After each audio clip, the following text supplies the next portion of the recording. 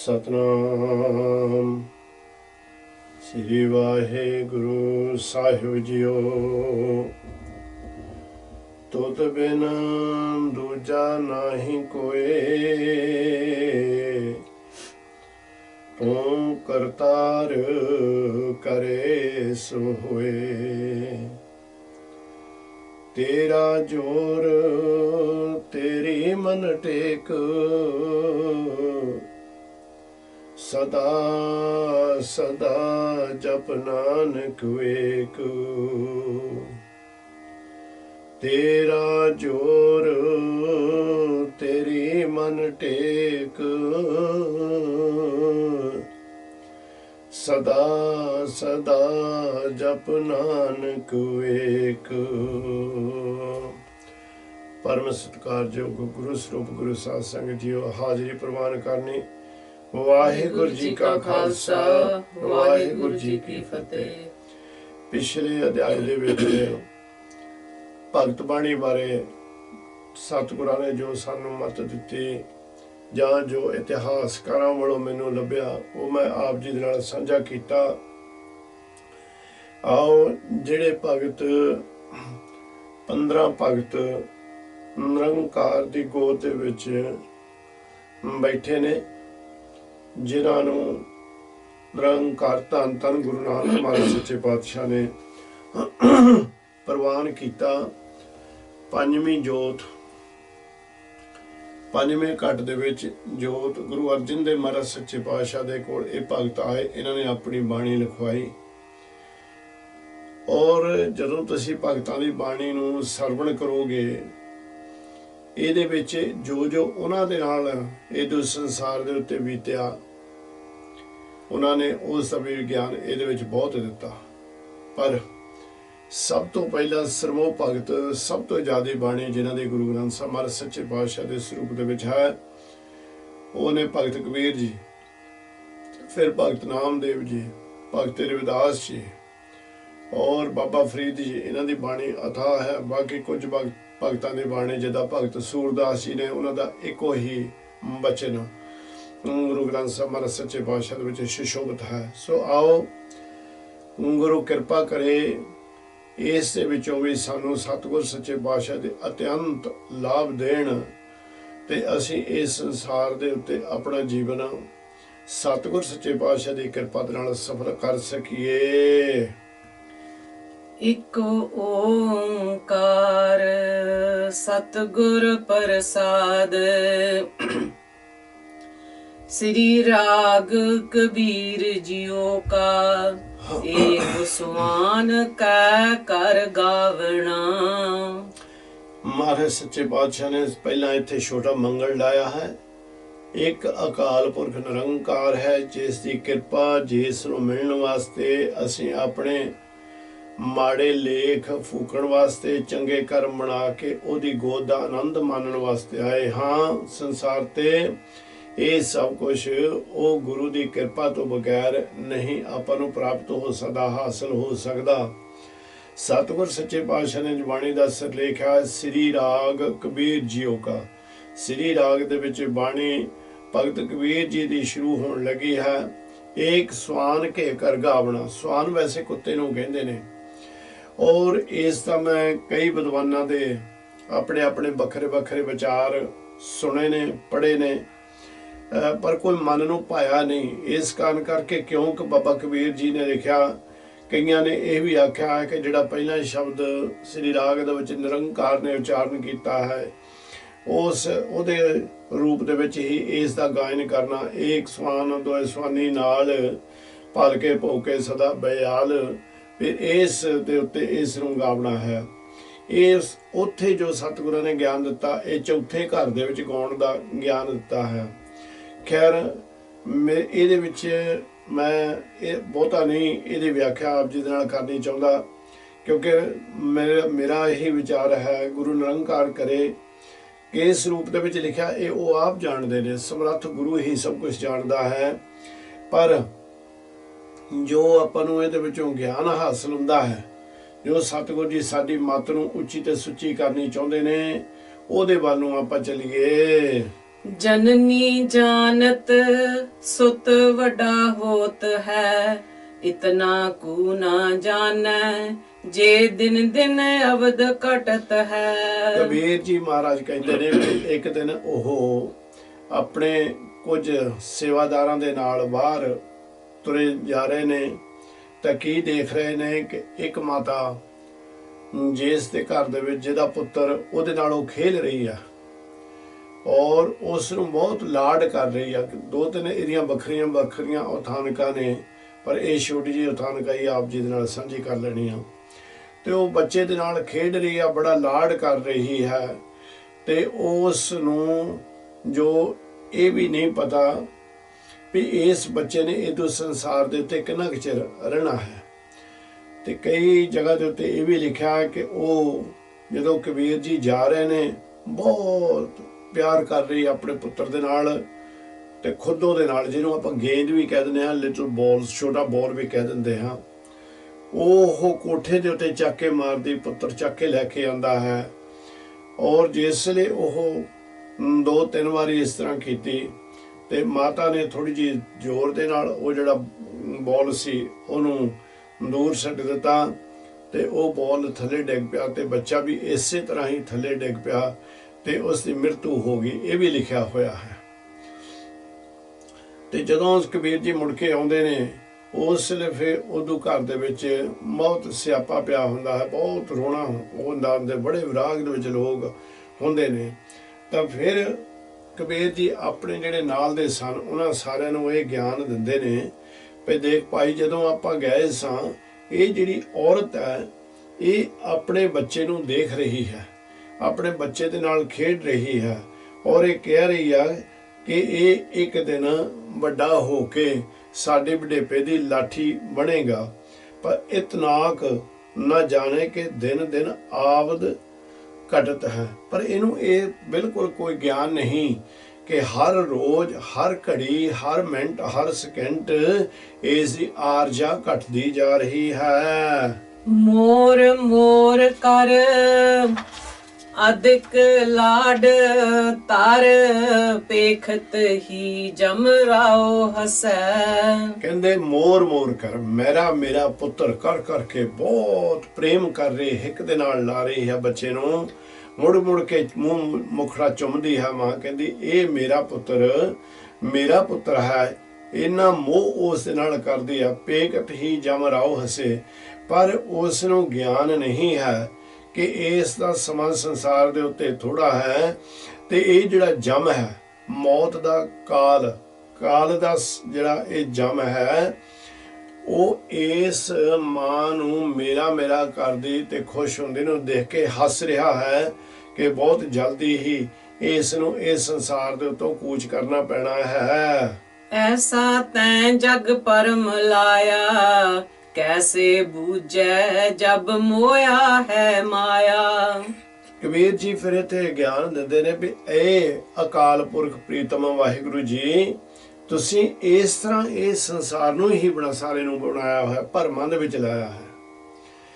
ਇਸ ਸੰਸਾਰ ਦੇ ਉੱਤੇ ਜਿਹੜਾ ਜੀਵ ਆਇਆ ਉਹ ਐਸਾ ਮਾਇਆ ਦੇ ਮੋਹ ਦੇ ਵਿੱਚ ਫਸ ਗਿਆ ਤੇ ਉਸ ਨੂੰ ਮੌਤ ਦਾ ਪੂਰਾ ਗਿਆਨ ਹੀ ਨਹੀਂ ਹੈ, ਮੌਤ ਦਾ ਉਹਨੂੰ ਯਾਦ ਵੀ ਨਹੀਂ, ਚਿੱਤ ਚੇਤੇ ਵੀ ਮੌਤ ਬਾਰੇ ਨਹੀਂ ਹੈ। ਔਰ ਜਿਸ ਲਈ ਉਹਨੂੰ ਮੌਤ ਦਾ ਚਿੱਤ ਚੇਤਾ ਵੀ ਨਹੀਂ ਹੈ, ਮਹਾਰਾਜ ਫਿਰ ਕੀ ਹੁੰਦਾ ਹੈ ਵੀ ਇਹ ਭਰਮ ਦੇ ਵਿੱਚ ਫਸਿਆ ਹੋਇਆ ਜਿਹੜਾ ਉਸ ਨੇ ਜੀਵਨ ਕਾਲ ਦਾ ਸਮਾਂ ਬਖਸ਼ਿਸ਼ ਕੀਤਾ ਆਪ ਜੀ ਨੇ, ਉਹ ਅਜਾਈ ਹੀ ਇੱਥੇ ਸਮਾਪਤ ਕਰਕੇ ਜਮਰਾਜ ਦੇ ਬਸ ਪੈ ਜਾਂਦਾ ਹੈ।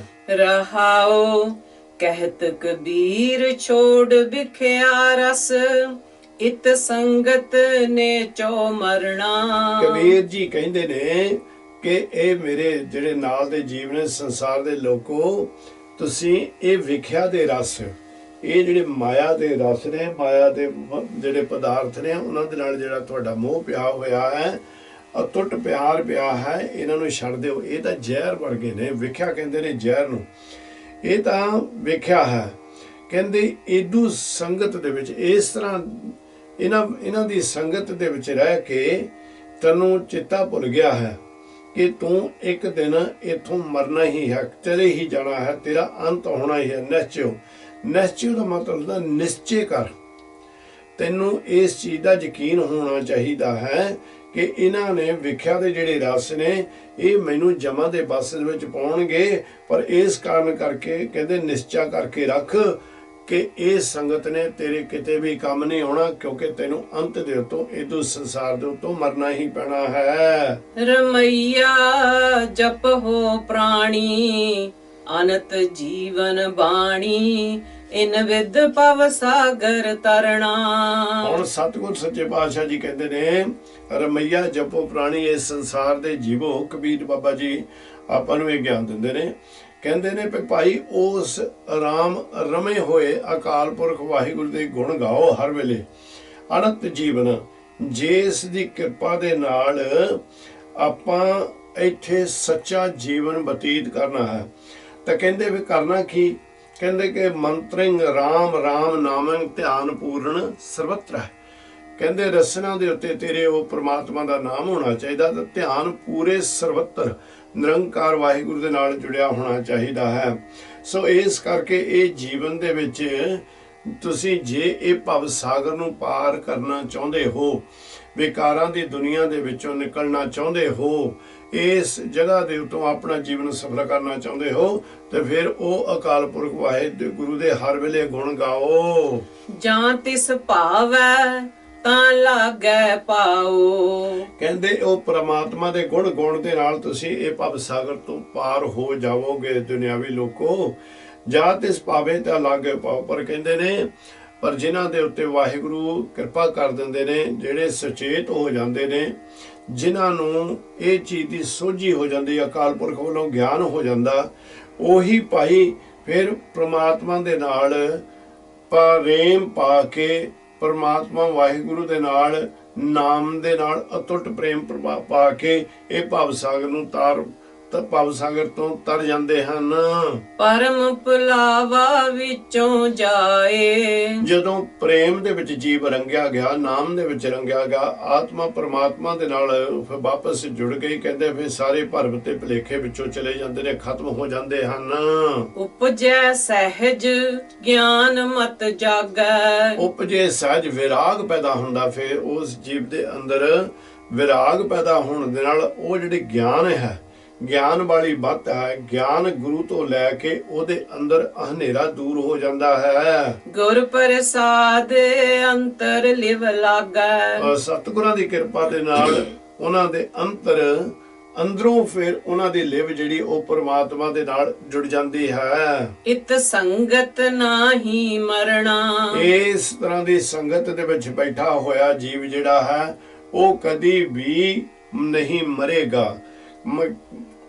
इत्थे मरण दा मतलब ये कि उस जिहड़ी आत्मा है वो मुर्दा बन के संसार दे उत्ते नहीं जीवेगी, वो सदा आनंदमय जीवन बतीत करदी हुई इस संसार दे उत्ते रहेगी ते संसार दे उत्तों इथों जावेगी। हुक्म पछाण तां खसमै मिलना, गुरु निरंकार सच्चे पातशाह दा हुक्म पछाणन दे नाल, हुक्म है उन्हां दा ज्ञान, हुक्म है उन्हां दे ज्ञान दे विचों ਅਸੀਂ ਉਹ ਰੋਸ਼ਨੀ ਲੈਣੀ, ਜਿਸ ਰੋਸ਼ਨੀ ਨਾਲ ਸਾਡਾ ਅੰਧਿਆਰਾ ਖਤਮ ਹੋ ਜਾਵੇ ਤਾਂ ਕਹਿੰਦੇ ਫਿਰ ਉਸ ਦੇ ਨਾਲ ਉਹ ਪ੍ਰੀਤਮ ਵਾਹਿਗੁਰੂ ਦੇ ਨਾਲ ਮਿਲਿਆ ਜਾ ਸਕਦਾ ਹੈ। ਰਹਾਉ ਦੂਜਾ ਸ੍ਰੀ ਰਾਗ ਤ੍ਰਿਲੋਚਨ ਕਾ, ਮਾਇਆ ਮੋਹ ਮਨ ਆਗਲੜਾ ਪ੍ਰਾਣੀ, ਜਰਾ ਮਰਨ ਪਉ ਵਿਸਰ ਗਿਆ। ਭਗਤ ਤ੍ਰਿਲੋਚਨ ਜੀ ਵੀ ਇਹ जिथे भगत नामदेव जी ने होए ना, नरसी नामदेव, ये श्री हजूर साहब सचखंड अबचल नगर तो तकरीबन 150 किलोमीटर दे उत्ते है, जिथे इन्हां दा आना संसार दे उत्ते आया भगत नामदेव जी दा। उत्थे एक भाई बेई चलदी है, उन्होंने यह जादू दी बेई आखदे है। सानू बहुत बार उदों जगह दे उत्ते जाके इस निरंकार सच्चे पातशाह दीआं जो उत्थे बख्शिशां ने उन्हां नूं देखण दा और उन्हां दे नाल प्रेम पाउण दा, ते जो जो उत्थे कौतुक हो रहे ने वो देखण दा समां महाराज ने बख्शिश कीता। ਨਾਮਦੇਵ ਜੀ ਹੁਣਾਂ ਦੇ ਜਿਹੜੇ ਗੁਰਦੁਆਰਾ ਸਾਹਿਬ ਉਹਨਾਂ ਦੀ ਯਾਦਗਾਰ ਦੇ ਵਿੱਚ ਬਣੇ ਹੋਏ ਨੇ। ਥੋੜੇ ਜਿਹਾ ਨਗਰ ਤੋਂ ਬਾਹਰ ਉੱਥੇ ਮਹਾਰਾਜ ਨੇ ਦੀਵਾਨ ਲਾਉਣ ਦੀ ਵੀ 2-3 ਵਾਰ ਕਿਰਪਾ ਕੀਤੀ ਹੈ। ਸੋ ਇਹ ਭਗਤ ਜਿਹੜੀ ਨਦੀ ਆ ਉਰਲੇ ਪਾਸੇ ਭਗਤ ਨਾਮਦੇਵ ਜੀ ਮਹਾਂਪੁਰਸ਼ਾਂ ਦਾ ਸਥਾਨ ਹੈ ਤੇ ਨਦੀ ਦੇ ਪਰਲੇ ਪਾਸੇ ਭਗਤ ਤਰਲੋਚਨ ਜੀ ਦਾ ਹੈ। ਇਹ ਆਪਸ ਵਿੱਚ ਹੀ ਕਾਫੀ ਦੋਨੇ ਗੂੜੇ ਮਿੱਤਰ ਸਨ। ਹੁਣ ਉਹ ਭਗਤ ਤਰਲੋਚਨ ਜੀ ਜਿਹੜੇ ਨੇ ਉਹਨਾਂ ਵੱਲੋਂ ਸ੍ਰੀ ਰਾਗ ਦੇ ਵਿੱਚ ਜਿਹੜਾ ਸ਼ਬਦ ਉਚਾਰਨ ਕੀਤਾ ਹੈ ਉਹਦੇ ਵਿੱਚ ਇਸ ਸੰਸਾਰ ਨੂੰ ਦੱਸ ਰਹੇ ਨੇ ਕਿ ਭਗਤ ਤਰਲੋਚਨ ਜੀ ਕਹਿੰਦੇ ਨੇ ਕਿ ਜਿਹੜਾ ਇਹ ਸੰਸਾਰ ਦੇ ਉੱਤੇ ਮਨੁੱਖ ਹੈ ਉਹ ਭਾਵੇਂ ਵਿਰਧ ਅਵਸਥਾ ਦੇ ਵਿੱਚ ਚਲੇ ਜਾਂਦਾ ਪਰ ਉਹਨੂੰ ਮੌਤ ਕਿਉਂ ਭੁੱਲ ਜਾਂਦੀ ਹੈ? ਕਿਉਂ ਭੁੱਲ ਜਾਂਦੀ ਉਸ ਨੂੰ ਮੌਤ? ਭਾਵੇਂ ਵਿਰਧ ਹੋ ਜਾਂਦਾ ਫਿਰ ਵੀ ਉਹ ਮੌਤ ਨੂੰ ਯਾਦ ਨਹੀਂ ਕਰਦਾ, ਮੌਤ ਬਾਰੇ ਉਸ ਨੂੰ ਕੋਈ ਗਿਆਨ ਨਹੀਂ ਹੈ। ਤੇ ਭਗਤ ਜੀ ਕਹਿੰਦੇ ਨੇ ਮਾਇਆ ਮੋਹ ਮਨ ਆਗਲੜਾ ਪ੍ਰਾਣੀ। ਮਾਇਆ ਦੇ ਮੋਹ ਦੇ ਵਿੱਚ ਇਹਨਾਂ ਉਸ ਜੀਵ ਦਾ ਮਨ ਖੁੱਭ ਚੁੱਕਿਆ ਹੈ, ਇਹਨਾਂ ਉਹਦੇ ਮਾਇਆ ਦੀ ਮੈਲ ਉਹਦੇ ਉੱਤੇ ਚੜ ਚੁੱਕੀ ਹੈ, ਉਹਦੇ ਮਨ ਦੇ ਉੱਤੇ ਜਰਾ ਮਰਨ ਭਉ ਵਿਸਰ ਗਿਆ। ਇਹ ਮਾਇਆ ਦੇ ਪਾਏ ਹੋਏ ਪਰਦਿਆਂ ਕਾਰਨ ਕਰਕੇ ਉਸ ਨੂੰ ਬਿਲਕੁਲ ਮੌਤ ਦਾ ਕੋਈ ਗਿਆਨ ਨਹੀਂ ਹੈ। ਕੁਟੰਬ ਦੇਖ ਬਿਗਸੇ ਕਮਲਾ ਜਿਉ ਪਰ ਕਰ ਜੋ ਹੈ ਕਪਟ ਨਰਾ। ਕਹਿੰਦੇ ਕੁਟੰਬ ਧੀਆਂ ਪੁੱਤਰ ਇਸਤਰੀ ਹੋਰ ਸਾਖ ਸੰਬੰਧੀ ਇਹਨਾਂ ਨੂੰ ਦੇਖ ਦੇਖ ਕੇ ਕਮਲਾ ਹੋਇਆ ਫਿਰਦਾ ਹੈ। ਇਹ ਵੀ ਸਾਰੇ ਮਾਇਆ ਦੇ ਰੂਪ ਨੇ। ਕਹਿੰਦੇ ਉਹ ਕਮਲਾ ਹੋ ਕੇ ਇਸ ਸੰਸਾਰ ਦੇ ਉੱਤੇ ਕਮਲਿਆਂ ਵਾਂਗੂ ਖੁਸ਼ ਰਹਿੰਦਾ ਹੈ ਇਹਨਾਂ ਨੂੰ ਦੇਖ ਦੂਖ ਕੇ। ਤੇ ਇੱਥੇ ਤੱਕ ਵੀ ਇਸ ਦੇ ਉੱਤੇ ਮਾਇਆ ਨੇ ਪਰਦੇ ਪਾਏ ਹੁੰਦੇ ਨੇ। ਪਰ ਘਰ ਜੋ ਹੈ ਕਪਟ ਨਰਾ।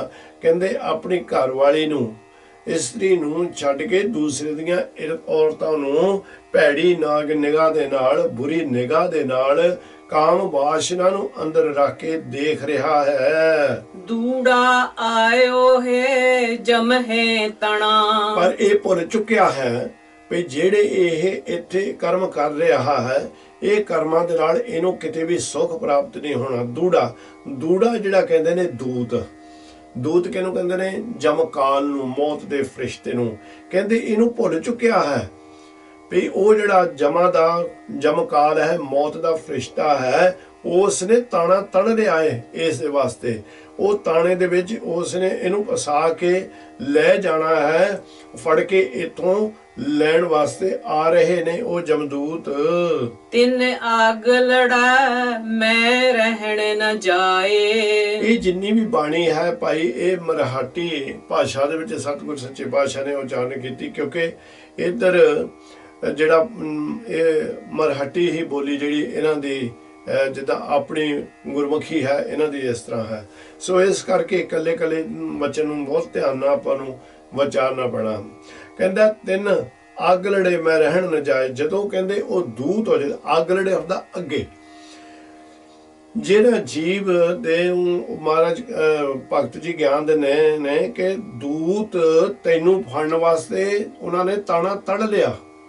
ਹੁਣ ਉਹ ਤੈਨੂੰ ਜਦੋਂ ਇੱਥੋਂ ਲੈ ਕੇ ਜਾਣਗੇ ਤੂੰ ਉਹਨਾਂ ਦੇ ਮੁੜੇ ਅੱਗ ਲੜੇ, ਉਹਨਾਂ ਦੇ ਅੱਗੇ ਖੜ ਨਹੀਂ ਸਕੇਗਾ, ਤੂੰ ਉਹਨਾਂ ਵੱਲ ਨੂੰ ਦੇਖ ਵੀ ਨਹੀਂ ਸਕੇਗਾ। ਉਹ ਏਡੇ ਭਿਆਨਕ ਰੂਪ ਵਾਲੇ ਹੋਣਗੇ ਔਰ ਉਹ ਤੈਨੂੰ ਕੁੰਭੀ ਨਰਕਾਂ ਵੱਲ ਨੂੰ ਧੱਕੇ ਦੇ ਨਾਲ ਲੈ ਜਾਵਣਗੇ। ਕੋਈ ਕੋਈ ਸਾਜਣ ਆਏ ਕਹੈ। ਨਾਲ ਦੀ ਲਾਈਨ ਪੜ੍ਹ। ਮਿਲ ਮੇਰੇ ਬੀਠੁਲਾ ਲੈ ਬਾਹੜੀ ਵਲਾਏ। ਹੁਣ ਕਈ ਜਗ੍ਹਾ ਦੇ ਉੱਤੇ ਇਹ ਦੋ ਦੋ ਤੁਕਾਂ ਦੇ ਇਕੱਠੇ ਅਰਥ ਜਿਹੜੇ ਨੇ ਉਹ ਸਹੀ ਨਿਰੰਕਾਰ ਸੱਚੇ ਪਾਤਸ਼ਾਹ ਕਿਰਪਾ ਕਰਕੇ ਕਰਦੇ ਨੇ। ਕੋਈ ਕੋਈ ਸੱਜਣ ਆਏ ਕਹੇ। ਭਗਤ ਜੀ ਕਹਿੰਦੇ ਨੇ ਵੀ ਕਈ ਵਿਰਲੇ ਨੇ ਸੰਸਾਰ ਦੇ ਉੱਤੇ ਜਿਹੜੇ ਆਏ ਹੋਏ ਨੇ, ਉਹ ਆਣ ਕੇ ਇਸ ਚੀਜ਼ ਨੂੰ ਪਹਿਚਾਣ ਲੈਂਦੇ ਨੇ ਵੀ ਇਹ ਜਿਹੜਾ ਸੰਸਾਰ ਹੈ ਇਹ ਤਾਂ ਭਾਈ ਭਵ ਸਾਗਰ ਹੈ, ਇਹ ਅੱਗ ਦਾ ਸਮੁੰਦਰ ਹੈ, ਨਰਕਾਂ ਦਾ ਸਮੁੰਦਰ ਹੈ, ਵੇਖਿਆ ਦਾ ਸਮੁੰਦਰ ਹੈ। ਔਰ ਜਿਸ ਲਈ ਉਹ ਪਹਿਚਾਣ ਲੈਂਦੇ ਨੇ ਵੀ ਇਹ ਇਸ ਤਰ੍ਹਾਂ ਦਾ ਇਹਦਾ ਰੂਪ ਹੈ ਤਾਂ ਫਿਰ ਉਹ ਅਰਦਾਸ ਕਰਦੇ ਨੇ। ਕੋਈ ਕੋਈ ਸਾਜਣੇ ਆਏ ਕਹੇ, ਕੋਈ ਕੋਈ ਆਣ ਕੇ ਫਿਰ ਉਹ ਵਾਹਿਗੁਰੂ ਪ੍ਰਮਾਤਮਾ ਦੇ ਅੱਗੇ ਅਰਦਾਸ ਕਰਦੇ ਕਿ ਮਿਲ ਮੇਰੇ ਬੀਠਲਾ ਮੈਂ ਬਾੜੀ ਵੇਲਾਏ। ਕਹਿੰਦੇ ਹੇ ਮੇਰੇ ਬੀਠਲਾ, ਇੱਥੇ ਅਕਾਲ ਪੁਰਖ ਨੂੰ, ਨਿਰੰਕਾਰ ਨੂੰ, ਉਸ ਪਤੀ ਪ੍ਰਮਾਤਮਾ ਨੂੰ ਇੱਕ ਵੱਖਰੇ ਨਾਮ ਦੇ ਨਾਲ ਯਾਦ ਕੀਤਾ ਗਿਆ ਹੈ। ਇਧਰਲੇ ਪਾਸੇ ਬੀਠਲੇ ਦੇ ਨਾਮ ਦੇ ਨਾਲ ਹੀ ਬੰਦਗੀ ਕੀਤੀ ਜਾਇਆ ਕਰਦੀ ਹੁੰਦੀ ਸੀ। ਬੀਠਲ ਵੀ ਉਹ ਪ੍ਰਮਾਤਮਾ ਦਾ ਨਾਮ ਹੈ, ਬਹੁਤ ਉੱਚਾ ਤੇ ਸੁੱਚਾ ਨਾਮ ਹੈ। ਤੇ ਫਿਰ ਉਹ ਇਹ ਬੇਨਤੀ ਕਰਦੇ ਨੇ, ਮਿਲ ਮੇਰੇ ਬੀਠਲਾ, ਮੇਰੇ ਪ੍ਰੀਤਮ ਵਾਹਿਗੁਰੂ, ਮੈਨੂੰ ਹੁਣ ਮਿਲ, ਮੇਰੇ ਉੱਤੇ ਕਿਰਪਾ ਕਰ। ਇਹ ਜਿਹੜਾ ਵਿਕਾਰਾਂ ਦਾ ਸਮੁੰਦਰ ਹੈ, ਇਹਦੇ ਵਿੱਚ ਮੈਂ ਡੁੱਬਦਾ ਜਾ ਰਿਹਾ ਹਾਂ। ਲੈ ਬਾਹੜੀ ਵਲਾਏ, ਵੇ ਮਹਾਰਾਜ ਸੱਚੇ ਪਾਤਸ਼ਾਹ, ਮੈਂ ਰੁੜਿਆ ਜਾ ਰਿਹਾ ਹਾਂ। ਮੇਰੇ ਪਾਸ ਕੋਈ ਹੀਲਾ ਵਸੀਲਾ ਨਹੀਂ ਕਿ ਮੈਂ ਨਿਕਲ ਸਕਾਂ, ਪਰ ਕਿਰਪਾ ਕਰ ਮੈਨੂੰ ਆਪਣੀਆਂ ਬਾਹਾਂ ਦੇ ਵਿੱਚ, ਆਪਣੀ ਗਲਵੱਕੜੀ ਦੇ ਵਿੱਚ ਲੈ ਕੇ ਇਸ ਭਵ ਸਾਗਰ ਤੋਂ ਮੈਨੂੰ ਕੱਢ ਲੈ। ਮਿਲ ਮੇਰੇ ਰਮਈਆ ਮੈਂ ਲੇਹ ਛਡਾਏ, ਇਹ ਮੇਰੇ ਸਰਬ ਵਿਆਪਕ ਆਰਾਮ ਅਕਾਲ ਪੁਰਖ, ਮੈਨੂੰ ਇਸ ਸੰਸਾਰ ਦੇ ਉੱਤੇ, ਵਿਕਾਰਾਂ ਦੇ ਸੰਸਾਰ ਤੋਂ ਛੁਡਾ ਲੈ। ਰਹਾਓ ਅਨੇਕ ਅਨੇਕ ਭੋਗ ਰਾਜ ਵਿਸਰੇ ਪ੍ਰਾਣੀ, ਸੰਸਾਰ ਸਾਗਰ ਪੈ ਅਮਰ ਪਿਆ। ਕਹਿੰਦੇ ਇਹ ਸਤਿਗੁਰ ਜੀ, ਮੈਂ ਇੱਥੇ ਸੰਸਾਰ ਤੇ, ਇਹ ਮੇਰੇ ਰਾਮ, ਇਹ ਮੇਰੇ ਬੀਠਲ, ਮੈਂ ਦੇਖਿਆ ਸਭ ਕੁਝ ਕਿ ਬਹੁਤ ਜੀਵ ਨੇ ਜਿਹੜੇ ਅਨਕ ਭੋਗ ਰਾਜ ਵਿਸਰੇ। ਕਹਿੰਦੇ ਅਨੇਕਾਂ ਤਰ੍ਹਾਂ ਦੇ ਭੋਗਾਂ ਦੇ ਵਿੱਚ, ਅਨੇਕਾਂ ਤਰ੍ਹਾਂ ਦੇ ਮਾਇਆ ਦੇ ਜਾਲਾਂ ਦੇ ਵਿੱਚ ਫਸੇ ਹੋਏ ਨੇ। ਸਤਿਗੁਰ ਜੀ ਵਿਸ਼ਿਆਂ ਵਿਕਾਰਾਂ ਦੇ ਵਿੱਚ, ਕਾਮ ਵਾਸ਼ਨਾ ਦੇ ਵਿੱਚ ਉਹ ਫਸੇ ਹੋਏ ਨੇ ਪ੍ਰਾਣੀ ਸੰਸਾਰ ਦੇ ਉੱਤੇ।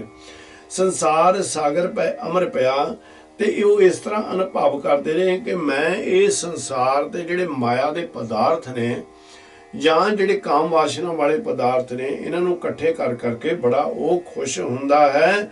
ਕਹਿੰਦੇ ਆਪਣੇ ਆਪ ਨੂੰ ਇਦਾਂ ਸਮਝਦਾ ਕਿ ਮੈਂ ਹੁਣ ਇਸ ਸੰਸਾਰ ਸਮੁੰਦਰ ਵਿੱਚ ਅਮਰ ਹੋ ਗਿਆ ਹਾਂ। ਇਸ ਕਾਰਨ ਕਰਕੇ ਸਤਿਗੁਰ ਸੱਚੇ ਪਾਤਸ਼ਾਹ ਜੀ ਕਹਿੰਦੇ ਬੜੇ ਬੇਅੰਤ ਲੋਕ ਨੇ। ਮਾਇਆ ਮੂਠਾ ਚੇਤ ਸਨਾਹੀ, ਜਨਮ ਗਵਾਇਓ ਆਲਸੀਆ।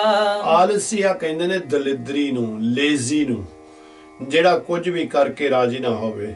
ਤਾਂ ਇੱਥੇ ਵੀ ਮਹਾਰਾਜ ਸੱਚੇ ਪਾਤਸ਼ਾਹ ਜੀ ਕਿਰਪਾ ਕਰਦੇ ਨੇ, ਕਹਿੰਦੇ ਨੇ ਮਾਇਆ ਮੁੱਠਾ ਚੇਤ ਸਨਾਹੀ, ਮਾਇਆ ਦੇ ਵਿੱਚ ਇਹ ਦਲਿਦਰੀ ਜੀਵ ਇੰਨਾ ਫਸ ਗਿਆ ਹੋਇਆ ਹੈ। ਪਰ ਇਸ ਦਲਿਦਰੀ ਦਾ ਜੀਵਨ ਜਿਹੜਾ ਅਜਾਈ ਹੀ ਇਸ ਸੰਸਾਰ ਦੇ ਉੱਤੇ ਜਾ ਰਿਹਾ ਹੈ। ਬਿਖਮ ਘੋਰ ਪੰਥ ਚਾਲਣਾ ਪ੍ਰਾਣੀ, ਰਵ ਸਸ ਤਹਿਨਾ ਪਰਵੇ ਸੰਗ। ਇਹ ਸੰਸਾਰੀ ਜੀਵ ਬੜਾ ਭਿਆਨਕ ਰਸਤਾ ਹੈ।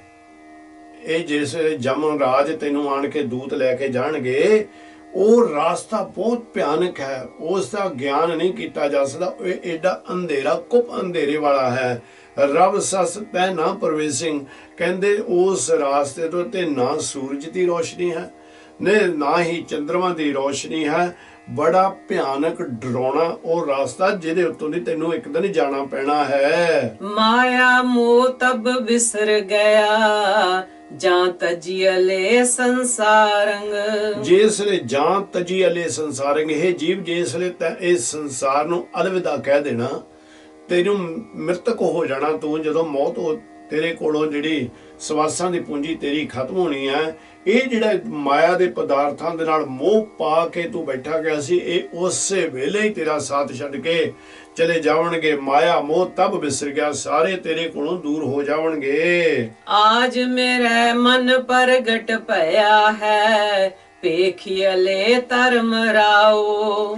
ਆਜ ਮੇਰੇ ਮਨ ਪ੍ਰਗਟ ਪਿਆ ਹੈ, ਹੁਣ ਮੈਨੂੰ ਮੇਰੇ ਮਨ ਦੇ ਵਿੱਚ ਮੈਨੂੰ ਇਹ ਯਕੀਨ ਹੋ ਗਿਆ, ਮੈਨੂੰ ਗਿਆਨ ਹੋ ਗਿਆ ਇਸ ਚੀਜ਼ ਦਾ ਕਿ ਮੈਂ ਇਹਦੂ ਸੰਸਾਰ ਤੋਂ ਜਾਣਾ ਹੀ ਜਾਣਾ ਹੈ। ਪੇਖ ਲਈਏ ਧਰਮ ਰਾਓ, ਉਹ ਜਿਹੜਾ ਧਰਮ ਰਾਜ ਹੈ ਉਹਦੇ ਅੱਗੇ ਮੈਂ ਜਾ ਕੇ ਪੇਸ਼ ਹੋਣਾ ਹੀ ਹੋਣਾ ਹੈ। ਅੱਜ ਮੇਰੇ ਮਨ ਪ੍ਰਗਟ ਪਿਆ ਹੈ। ਕਹਿੰਦੇ ਨੇ ਜੇ ਪ੍ਰਗਟ ਤੋਂ ਇਹ ਵੀ ਹੈ ਕਿ ਮੈਨੂੰ ਗਿਆਨ ਹੋ ਗਿਆ। ਜਦੋਂ ਗਿਆਨ ਹੋ ਗਿਆ ਤੇ ਫਿਰ ਬੰਦਾ ਸੁਚੇਤ ਹੁੰਦਾ ਹੈ। ਹੁਣ ਜੋ ਸਤਿਗੁਰਾਂ ਨੇ ਉੱਤੇ ਉਸ ਨੂੰ ਜੀਵ ਨੂੰ ਗਿਆਨ ਦਿੱਤਾ, ਉਹ ਕਹਿੰਦੇ ਹੁਣ ਮੇਰੇ ਮਨ ਦੇ ਵਿੱਚ ਇਸ ਦਾ ਮੈਨੂੰ ਵਿਸ਼ਵਾਸ ਵੱਧ ਗਿਆ ਕਿ ਮੈਂ ਇੱਕ ਦਿਨ ਉਹ ਧਰਮਰਾਜ ਦੇ ਸਾਹਮਣੇ ਜਾ ਕੇ ਪੇਸ਼ ਹੋਣਾ ਹੀ ਹੈ। ਤਹਿ ਕਰ ਦਲ ਕਰਨ ਮਹਾਬਲੀ, ਤਿਨੇ ਆਗ ਲੜਾ ਮੈਂ ਰਹਿਣ ਨ ਜਾਏ। ਕਹਿੰਦੇ ਉਹ ਧਰਮਰਾਜ ਏਡਾ ਮਹਾਬਲੀ ਹੈ ਜਿਹਦੇ ਅੱਗੇ ਇਥੋਂ ਵੱਡੇ ਵੱਡੇ ਯੋਧੇ ਜਿਹੜੇ ਆਪਣੇ ਆਪ ਨੂੰ ਰਾਵਣ ਵਰਗੇ, ਹਰਨਾਕਸ਼ ਵਰਗੇ, ਜਰਾਸੰਧ ਵਰਗੇ, ਮੈਖਾਸੁਰ ਵਰਗੇ ਹੋਰ ਅਨੇਕਾਂ ਜਿਨ੍ਹਾਂ ਜਿਹੜੇ ਦੈਂਤੀ ਰੂਪ ਬੜੀਆਂ ਵੱਡੀਆਂ ਤਾਕਤਾਂ ਦੇ ਮਾਲਕ ਸਨ, ਉਹ ਵੀ ਉਹਨਾਂ ਦੇ ਉਸ ਧਰਮਰਾਜ ਦੇ ਅੱਗੇ ਨਹੀਂ ਟਿਕ ਸਕੇ। ਉਹਨਾਂ ਨੂੰ ਵੀ ਉਹ ਧਰਮਰਾਜ ਦੇ ਮੂਹਰੇ ਜਾ ਕੇ ਪੇਸ਼ ਹੋਣਾ ਪਿਆ। ਉਹਨਾਂ ਨੂੰ ਵੀ ਕੀਤੇ ਹੋਏ ਕਰਮਾਂ ਦਾ ਉੱਥੇ ਫਲ ਮਿਲਣਾ। ਤੇ ਅਗਲੇ ਨੇ ਮਹਿਰਣ ਜਾ ਮੈਂ ਕਿਹੜੀ ਚੀਜ਼ ਹੈ, ਮੈਂ ਕਿਹੜੇ ਖੇਤ ਦੀ ਮੂਲੀ ਹਾਂ ਕਿ ਜਿਹੜਾ ਕਿ ਮੈਂ ਉੱਥੇ ਜਾ ਕੇ ਕੋਈ ਸਵਾਲ ਜਵਾਬ ਕਰ ਸਕੂੰਗਾ। ਇਸ ਕਾਰਨ ਕਰਕੇ ਜੇ ਵੱਡੇ ਵੱਡੇ ਇਹ ਜਿਹੜੇ ਹਰਨਾਕਸ਼ ਵਰਗੇ ਇਹ ਜਿਹੜੇ ਵੱਡੇ ਵੱਡੇ ਦੈਂਤ ਨਹੀਂ ਟਿਕ ਸਕੇ ਤਾਂ ਉੱਥੇ ਜਾ ਕੇ ਮੈਂ ਵੀ ਕੁਝ ਨਹੀਂ ਕਰ ਸਕਾਂਗਾ। ਜੇ ਕੋ ਮੂੰ ਉਪਦੇਸ਼ ਕਰਤ ਹੈ ਤਾਂ ਵਣ ਤ੍ਰਿਣ ਰਤੜਾ ਨਾਰਾਇਣਾ। ਭਗਤ ਤਰਲੋਚਨ ਜੀ ਕਹਿੰਦੇ ਨੇ ਜੇ ਕੋ ਮੂੰਹ ਉਪਦੇਸ਼ ਕਰਦਾ ਹੈ, ਜਿਹੜਾ ਕੋਈ ਮੈਨੂੰ ਉਪਦੇਸ਼ ਦੇ ਰਿਹਾ ਹੈ, ਕਿਹੜਾ ਉਪਦੇਸ਼ ਦੇ ਰਿਹਾ? ਤਾਂ ਵਿਣ ਤ੍ਰਿਣ ਰਤੜਾ ਨਾਰਾਇਣਾ। ਜਿਹੜੇ ਸਿਆਣੇ ਲੋਕ ਨੇ, ਜਿਹੜੇ ਭਗਤ ਜੀ ਨੇ ਗੁਰੂ ਧਾਰਨ ਕੀਤਾ, ਰਾਮਾਨੰਦ ਜੀ ਇਹਨਾਂ ਦੇ ਗੁਰੂ ਸਨ, ਭਗਤ ਤਰਲੋਚਨ ਜੀ ਦੇ। ਰਾਮਾਨੰਦ ਹੀ ਭਗਤ ਕਬੀਰ ਜੀ ਦੇ ਗੁਰੂ ਸਨ। ਜਦੋਂ ਸਮਾਂ ਆਏਗਾ ਇਹ ਆਪਾਂ ਤੁਹਾਡੇ ਨਾਲ ਸਾਂਝ ਪਾਵਾਂਗੇ। ਔਰ ਜਿਸ ਵੇਲੇ ਕਹਿੰਦੇ ਵੀ ਇਹ ਜਿਹੜੇ ਗੁਰੂ ਸਨ, ਜਿਹੜੇ ਉੱਚੀ ਮੱਤ ਵਾਲੇ ਸਨ, ਜਿਨ੍ਹਾਂ ਨੇ ਇਹ ਹਰ ਇੱਕ ਚੀਜ਼ ਨੂੰ ਪਹਿਚਾਣ ਲਿਆ, ਤੇ ਉਹਨਾਂ ਨੇ ਮੈਨੂੰ ਇਹ ਗੱਲ ਸਮਝਾਈ, ਆਖਿਆ ਕਿ ਜੇ ਤੂੰ ਮੂੰਹ ਉਪਦੇਸ਼ ਕਰ, ਜਿਹੜੇ ਮੈਨੂੰ ਉਹ ਉਪਦੇਸ਼ ਦੇ ਰਹੇ ਨੇ, ਉਹ ਉਪਦੇਸ਼ ਇਹ ਦੇ ਰਹੇ ਨੇ ਵੀ ਜੇ ਤੂੰ ਇਦੂ ਸੰਸਾਰ ਦੇ ਵਿੱਚੋਂ, ਭਵ ਸਾਗਰ ਦੇ ਵਿੱਚੋਂ ਨਿਕਲਣਾ ਹੈ, ਤੇਰੇ ਅੰਦਰ ਤਾਂ ਵਿਣ ਤ੍ਰਿਣ ਰਤੜਾ ਨਾਰਾਇਣਾ। ਕਹਿੰਦੇ ਹਰ ਵਸਤੂ ਦੇ ਵਿੱਚ, ਤ੍ਰਿਣ ਕਹਿੰਦੇ ਨੇ ਘਾਹ ਫੂਸ ਨੂੰ, ਵਣ ਕਹਿੰਦੇ ਨੇ ਹੋਰ ਦਰਖਤਾਂ ਨੂੰ ਵੀ, ਕਹਿੰਦੇ ਹਰ ਇੱਕ ਦੇ ਵਿੱਚ ਉਹ ਨਾਰਾਇਣ, ਉਹ ਵਾਹਿਗੁਰੂ, ਉਹ ਬੀਠਲ ਰਮਿਆ ਹੋਇਆ ਹੈ। ਐ ਜੀ ਤੂੰ ਆਪੇ ਸਭ ਕਿਛ ਜਾਣਦਾ, ਬਦਤ ਤਿਰਲੋਚਨ ਰਾਮਈਆ। ਐ ਜੀ ਹੇ ਅਕਾਲ ਪੁਰਖ, ਹੇ ਬੀਠਲ, ਹੇ ਨਾਰਾਇਣ, ਤੂੰ ਸਭ ਕੁਝ ਹੀ ਜਾਣਦਾ ਹੈ, ਤੈਨੂੰ ਮੇਰੇ ਬਾਰੇ ਵੀ ਪੂਰਾ ਗਿਆਨ ਹੈ। ਕਹਿੰਦੇ ਨੇ ਬਦਤ ਤਿਰਲੋਚਨ। ਬਦਤ ਤਿਰਲੋਚਨ ਜਿਹੜੇ ਨੇ ਕਹਿੰਦੇ ਨੇ ਵੀ ਬਦਤ ਦਾ ਮਤਲਬ ਹੁੰਦਾ ਕਹਿਣਾ, ਵੀ ਤਿਰਲੋਚਨ ਜੀ ਬੇਨਤੀ ਕਰ ਰਹੇ ਨੇ ਤੇਰੇ ਅੱਗੇ ਵੀ ਤੂੰ ਸਭ ਕੁਝ ਹੀ ਜਾਣਦਾ ਹੈ, ਹੇ ਵਾਹਿਗੁਰੂ ਤੂੰ ਸਭ ਕੁਝ ਜਾਣਦਾ ਹੈ। ਤਿਰਲੋਚਨ ਜੀ ਇਸ ਤਰ੍ਹਾਂ ਆਪਣੇ ਉਹ ਬੀਠਲ ਆਪਣੇ ਰਾਮ ਦੇ ਅੱਗੇ ਬੇਨਤੀ ਕਰਦੇ ਹਨ।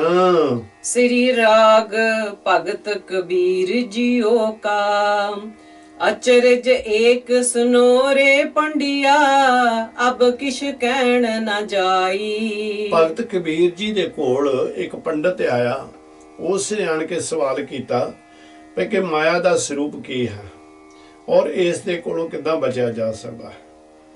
ਤੇ ਹੁਣ ਭਗਤ ਜੀ ਕਹਿੰਦੇ ਨੇ ਅਚਰਜ ਏਕ ਸੁਣੋ ਰੇ ਪੰਡਿਆ, ਹੇ ਪੰਡਤ ਮਾਇਆ ਦਾ ਸਰੂਪ ਕੀ ਹੈ ਉਹ ਜਰਾ ਧਿਆਨ ਦੇ ਨਾਲ ਸੁਣੋ। ਸੁਰ ਨਰ ਗਣ ਗੰਧਰਵ ਜਿਨ ਮੋਹੇ, ਤ੍ਰੈ ਪਵਨ ਮੇ ਖੁਲੀ ਲਾਈ। ਨਾਲ ਹੀ ਉਹਨਾਂ ਨੇ ਕਹਿ ਦਿੱਤਾ ਅਬ ਕੁਛ ਕਹਿਣ ਨਾ ਜਾਈ, ਪਰ ਉਹਦੇ ਬਾਰੇ ਗਿਆਨ ਦਿੱਤਾ ਨਹੀਂ ਜਾ ਸਕਦਾ। ਪਰ ਮੈਂ ਇਹ ਤੁਹਾਨੂੰ ਦੱਸ ਦਿੰਦਾ ਹਾਂ ਉਸ ਨੇ ਕਿਹਨੂੰ ਆਪਣੇ ਅਧੀਨ ਕੀਤਾ। ਕਹਿੰਦੇ ਅਚਰਜ ਏਕ ਸੁਨਰੇ ਪੰਡਿਆ, ਅਬ ਕੁਛ ਕਹਿਣ ਨਾ ਜਾਈ। ਇਸ ਕਾਰਨ ਕਰਕੇ ਮਹਾਰਾਜ ਨੇ ਗਾਹਾਂ ਵੀ ਬਾਣੀ ਕਹੀ ਹੈ, ਅਚਰਜ ਏਕ ਸੁਨੋਰੇ ਪਾਏ ਗੁਰ ਐਸੀ ਬੂਝ ਬੁਝਾਈ। ਹੁਣ ਗੁਰੂ ਜੀ ਗਿਆਨ ਦੇਣ ਲੱਗੇ ਨੇ, ਕਬੀਰ ਜੀ ਕਹਿ ਰਹੇ ਨੇ ਸੁਰ ਨਰ ਗਣ ਗੰਧਰਵ ਜਨ ਮੋਹੇ, ਤ੍ਰੈ ਪਵਨ ਮੇਖਲੀ ਲਾਈ। ਕਹਿੰਦੇ ਇਸ ਮਾਇਆ ਦਾ ਇਹ ਏਡੀ ਤਕੜੀ ਪਰਬਲ ਹੈ ਜਿਹਦਾ ਰੂਪ ਬਿਆਨ ਕਰਨਾ ਬੜਾ ਮੁਸ਼ਕਿਲ ਹੈ। ਜਿਸ ਨੇ ਸੁਰ ਕਹਿੰਦੇ ਨੇ ਭਾਈ ਜਿਹੜੇ ਦੇਵਤੇ ਨੇ, ਨਰ ਅਸੀਂ, ਗਣ ਜਿਹੜੇ ਕਿ ਗਿਆਨਵਾਨ ਨੇ, ਜਿਹੜੇ ਗੰਧਰਵ ਨੇ ਜਿਹੜੇ ਦੇਵਤਿਆਂ ਨੂੰ ਖੁਸ਼ ਕਰਨ ਵਾਲੇ ਨੇ, ਕਹਿੰਦੇ ਇਹ ਸਾਰਿਆਂ ਨੂੰ ਇਸ ਨੇ ਮੋਹ ਦੇ ਵਿੱਚ ਆਪਣੇ ਜਾਲ ਦੇ ਵਿੱਚ ਫਸਾਇਆ ਹੋਇਆ ਹੈ। ਰਾਜਾ ਰਾਮ ਅਨਹੰਦ ਕੀ ਗਰੀਬਾਜਾ।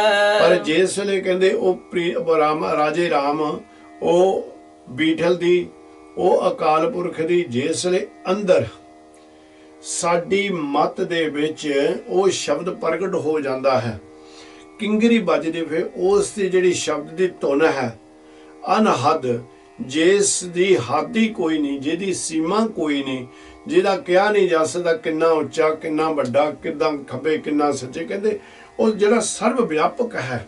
ਕਹਿੰਦੇ ਫਿਰ ਜਿਸ ਵੇਲੇ ਉਹਦੇ ਨਾਮ ਦੀ ਕਿੰਗਰੀ ਸਾਡੇ ਅੰਦਰ ਵੱਜਦੀ ਹੈ, ਜਾਂ ਕੀ ਦਿਸਟ ਨਾਦ ਲਿਵ ਲਾਗੈ। ਕਹਿੰਦੇ ਉਹਦੀ ਕਿਰਪਾ ਦੇ ਨਾਲ ਉਹ ਜਿਹੜੀ ਕਿੰਗਰੀ, ਜਿਹੜੀ ਆਵਾਜ਼ ਅੰਦਰੋਂ ਸ਼ਬਦ ਦੀ ਪ੍ਰਗਟ ਹੁੰਦੀ ਹੈ, ਉਹਦੇ ਨਾਲ ਜਿਸ ਵੇਲੇ ਮੇਰੀ ਲਿਵ ਜੁੜਦੀ ਹੈ, ਮੇਰੀ ਆਤਮਾ ਉਹਦੇ ਵਿੱਚ ਰਮੀ ਜਾਂਦੀ ਹੈ, ਉਸ ਵੇਲੇ ਮੇਰੇ ਅੱਗੋਂ ਮੇਰੇ ਵੱਲੋਂ ਇੱਕ ਅਰਦਾਸ ਵਾਹਿਗੁਰੂ ਨੂੰ ਕੀਤੀ ਜਾਂਦੀ ਹੈ। ਕਿਹੜੀ ਅਰਦਾਸ? ਸਤਿਗੁਰੂ ਜੀ ਕਹਿੰਦੇ ਨੇ, ਰਹਾਉ ਪਾਠੀ ਗਗਨ ਸਿੰਘਿਆ ਚੁੰਗਹਾ, ਕਨਕ ਕਲਸ ਇੱਕ ਪਾਇਆ। ਪਾਠੀ ਗਗਨ ਸਿੰਘਿਆ ਔਰ ਚੁੰਕਿਆ। ਜਿਸ ਵੇਲੇ ਇਹ ਕਹਿੰਦੇ ਨੇ ਵੀ ਪਾਠੀ ਕਿਹੜੀ ਕਹਿੰਦੇ ਨੇ? ਪਾਠੀ ਕਹਿੰਦੇ ਨੇ ਭਾਈ, ਅਸਲ ਵਿੱਚ ਪੰਜਾਬੀ ਦਾ ਲਫ਼ਜ਼ ਹੈ ਬਹੁਤ ਠੇਠ, ਇੱਕ ਫਲਾਣੇ ਨੂੰ ਵੀ ਭੱਠੀ ਪਾਈ ਹੋਈ ਸੀ ਜਿੱਥੇ ਕਿ ਸ਼ਰਾਬ ਕੱਢੀ ਜਾਂਦੀ ਹੈ। ਅਸਲ ਵਿੱਚ ਭੱਠੀ ਦਾ ਮਤਲਬ ਇਹ ਵੀ ਨਿਕਲਦਾ ਹੈ ਜਿਸ ਦੇ ਵਿੱਚ ਸਾਰਾ ਕੁਝ ਪਾ ਕੇ ਅਸੀਂ ਤਾਂ ਇਸ ਅਰਕ ਕੱਢਦੇ ਹਾਂ। ਉਹ ਅਰਕ ਹੀ ਸ਼ਰਾਬ ਹੁੰਦੀ ਹੈ। ਇਹਦੇ ਵਿੱਚ ਜਾਣੀ ਕਿ ਇੰਨਾ ਹੋ ਜਾਂਦਾ ਕਿ ਗਲਤ ਪਾਸੇ ਨੂੰ ਲੈ ਜਾਂਦੇ ਹਾਂ। ਪਰ ਕਈ ਐਸੇ ਵੀ ਨੇ ਜਿਹੜੀਆਂ ਕਿ ਬੜੀਆਂ ਦਵਾਈਆਂ ਬਣਦੀਆਂ ਨੇ। ਇਸ ਕਰਕੇ ਕਹਿੰਦੇ ਜਿਹੜਾ 10ਵਾਂ ਦੁਆਰ ਹੈ ਉਹ ਇੱਕ ਭੱਠੀ ਰੂਪੀ ਹੈ ਭਾਈ, ਭੱਠੀ ਰੂਪੀ। ਅਨਸੰਖਿਆ ਜਿਹੜੀ ਇਸ ਖੱਬੀ ਤੇ ਸੱਜੀ ਨੱਕ ਦੀ ਨਾੜੀ ਦੀ ਗੱਲ ਕਰਦੇ ਨੇ। ਅਸਲ ਵਿੱਚ ਇਹਨੂੰ ਰਬ ਤੇ ਸੱਸ ਦਾ ਜਾਪ ਕੀਤਾ ਕਿਹਾ ਜਾਂਦਾ ਹੈ। ਔਰ ਗੁਰੂ ਨਿਰੰਕਾਰ ਦੀ ਕਿਰਪਾ ਦੇ ਨਾਲ ਵਾਹਿਗੁਰੂ ਨੇ ਬਹੁਤ ਲੰਬਾ ਸਮਾਂ ਇਸ ਦਾ ਕਰਵਾਇਆ।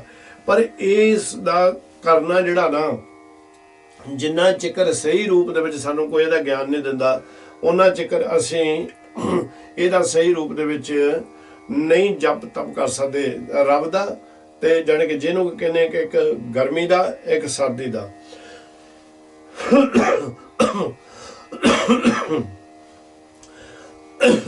ਅਸਲ ਵਿੱਚ ਨਾ ਇਹ ਜਿਹੜਾ ਜਪ ਜਿਹੜਾ ਜਦੋਂ ਤੁਸੀਂ ਇਹਦਾ ਸਿਮਰਨ ਕਰਦੇ ਹੋ, ਜਦੋਂ ਮਾਲਕ ਸੱਚੇ ਪਾਤਸ਼ਾਹ ਕਿਰਪਾ ਕਰਦੇ ਤੁਹਾਡੀ ਵਾਸਤੇ, ਇਹਦਾ ਪੁੱਠਾ ਕਰਨਾ ਪੈਂਦਾ। ਜਾਣੀ ਕਿ ਇਸ ਨੂੰ ਪੁੱਠਾ ਲੈ ਕੇ ਜਾਣਾ ਪੈਂਦਾ।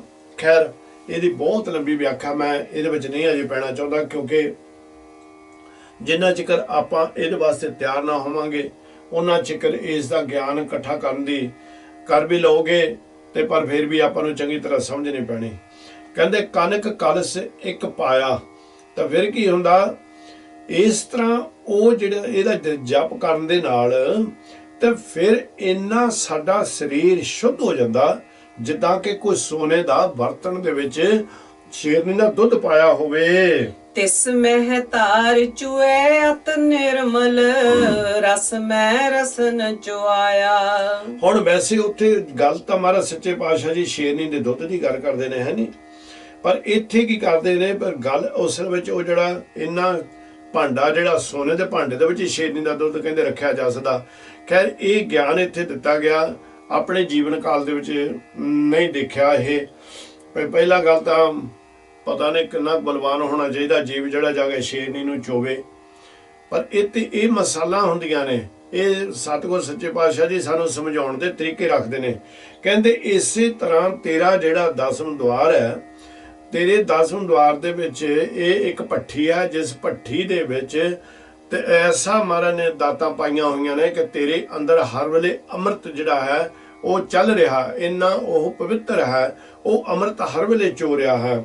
ਕਹਿੰਦੇ ਇਸ ਵਿੱਚ ਗਾਹ ਕਹੇ ਤਿਸ ਮੈਂ ਧਾਰ ਚੋਏ ਅਤ ਨਿਰਮਲ। ਉਹ ਜਿਹੜੀ ਧਾਰਾ ਹੈ ਅੰਮ੍ਰਿਤ ਦੀ ਧਾਰਾ, ਉਹ ਇੰਨੀ ਨਿਰਮਲ ਹੈ, ਉਹ ਇੰਨੀ ਉੱਚੀ ਤੇ ਸੁੱਚੀ ਹੈ ਜਿਸ ਤਰ੍ਹਾਂ ਸ਼ੇਰਨੀ ਦਾ ਦੁੱਧ ਇੱਕ ਸੋਨੇ ਦੇ ਭਾਂਡੇ ਦੇ ਵਿੱਚ ਟਿਕ ਸਕਦਾ ਹੈ। ਇੱਥੇ ਵੀ ਜਦੋਂ ਸਾਡੀ ਕਾਇਆ, ਸਾਡੀ ਮਤ ਇੰਨੀ ਉੱਚੀ ਸੁੱਚੀ ਹੋ ਜਾਂਦੀ, ਫਿਰ ਇਹ ਅੰਮ੍ਰਿਤ ਦੀ ਧਾਰ ਜਿਹੜੀ 10ਵਾਂ ਦੁਆਰ ਦੇ ਵਿੱਚੋਂ ਪਾਈ ਚੋਂਦੀ ਉੱਥੇ ਆਉਂਦੇ ਹਨ। ਤਾਂ ਕਹਿੰਦੇ ਰਸ ਮੈਂ ਰਸਨ ਚੁਆਇਆ। ਕਹਿੰਦੇ ਫਿਰ ਜਿਹੜਾ ਉਹਦਾ ਰਸ ਹੈ ਨਾ, ਜਿਹੜਾ ਉਹਦਾ ਆਨੰਦ ਹੈ, ਉਹ ਆਨੰਦ ਦੇ ਵਿੱਚ ਉਹ ਆਨੰਦ ਇੰਨਾ ਸ਼ੁਭ ਹੁੰਦਾ, ਇੰਨਾ ਉੱਚਾ ਸੁੱਚਾ ਹੁੰਦਾ। ਔਰ ਉਸ ਅਕਾਲ ਪੁਰਖ ਵਾਹਿਗੁਰੂ ਨੇ ਕਿਰਪਾ ਕਰਕੇ ਇਹ ਰਸ ਦੇ ਵਿੱਚ ਜੀਵ ਦੇ ਸਾਰੇ ਰਸ ਨੂੰ ਖਤ ਕਰਕੇ ਉਹਨਾਂ ਨੂੰ ਰਲਾ ਦਿੱਤਾ।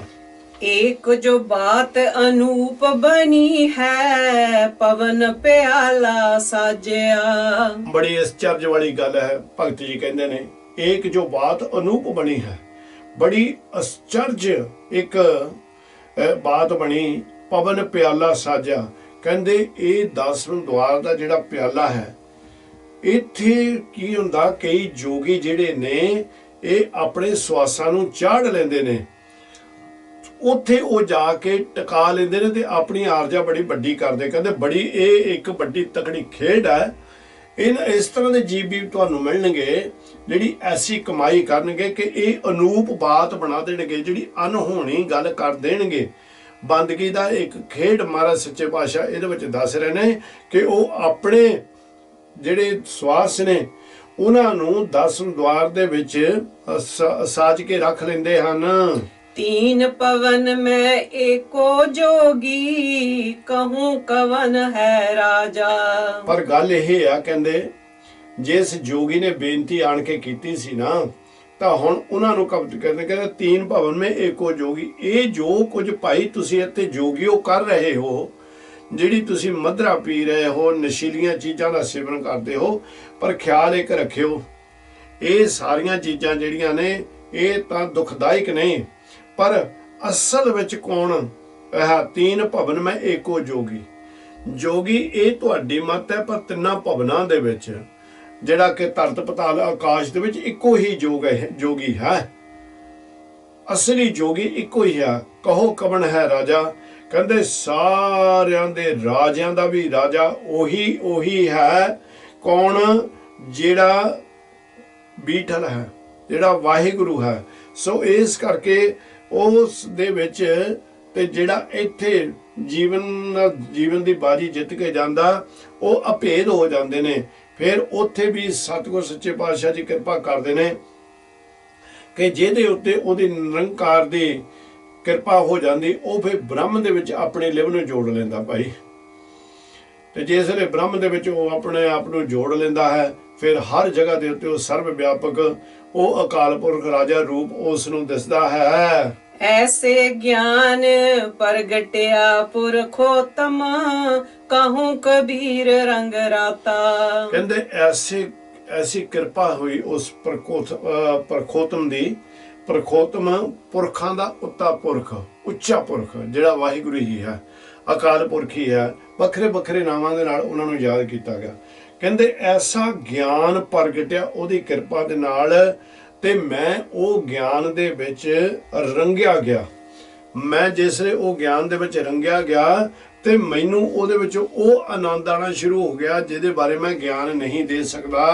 और दुनी सब परम पुलानी मन राम रसायन माता। जोगी बाकी सारी दुनिया जिहड़ी है भरमां दे विच भुल्ली फिरदी है। कोई विरला ही है जिहड़ा परमात्मा दे नाल जुड़िया है। कोई विरला है जब मन राम रसायन माता, जिहड़ा कि राम दे नाम दे विच, राम दी मधुरा दे विच, नाम दी मस्ती दे विच झूमदा है। श्री राग बाणी भगत बेणी जियो की। हुण किरपा कर रहे ने भगत बेणी जी, तीसरे भगत श्री राग दे विच आपां नूं ज्ञान दे रहे हन। पहरिया कै कर गावना एक ओंकार सतगुर प्रसाद। निरंकार जी कहंदे ने पहरियां के गुर घर गावना। पहरे जिहड़े पहले सन, पहले पहरे रहण के बन जा रहा मित्रा, जो इह बाणी सारी सी जिहदे अर्थ निरंकार ने कृपा करके पहला करवाया आप तक पहुंच चुके ने। कहंदे इस नूं भी उस रूपी दे विच ही गावना है।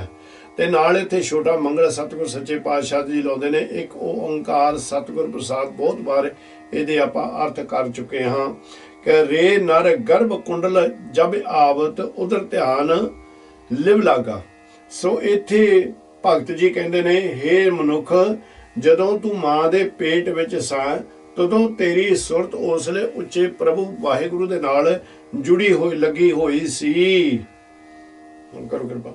रे नर गर्भ कुंडल जब आशत उर्द ध्यान लिव लागा।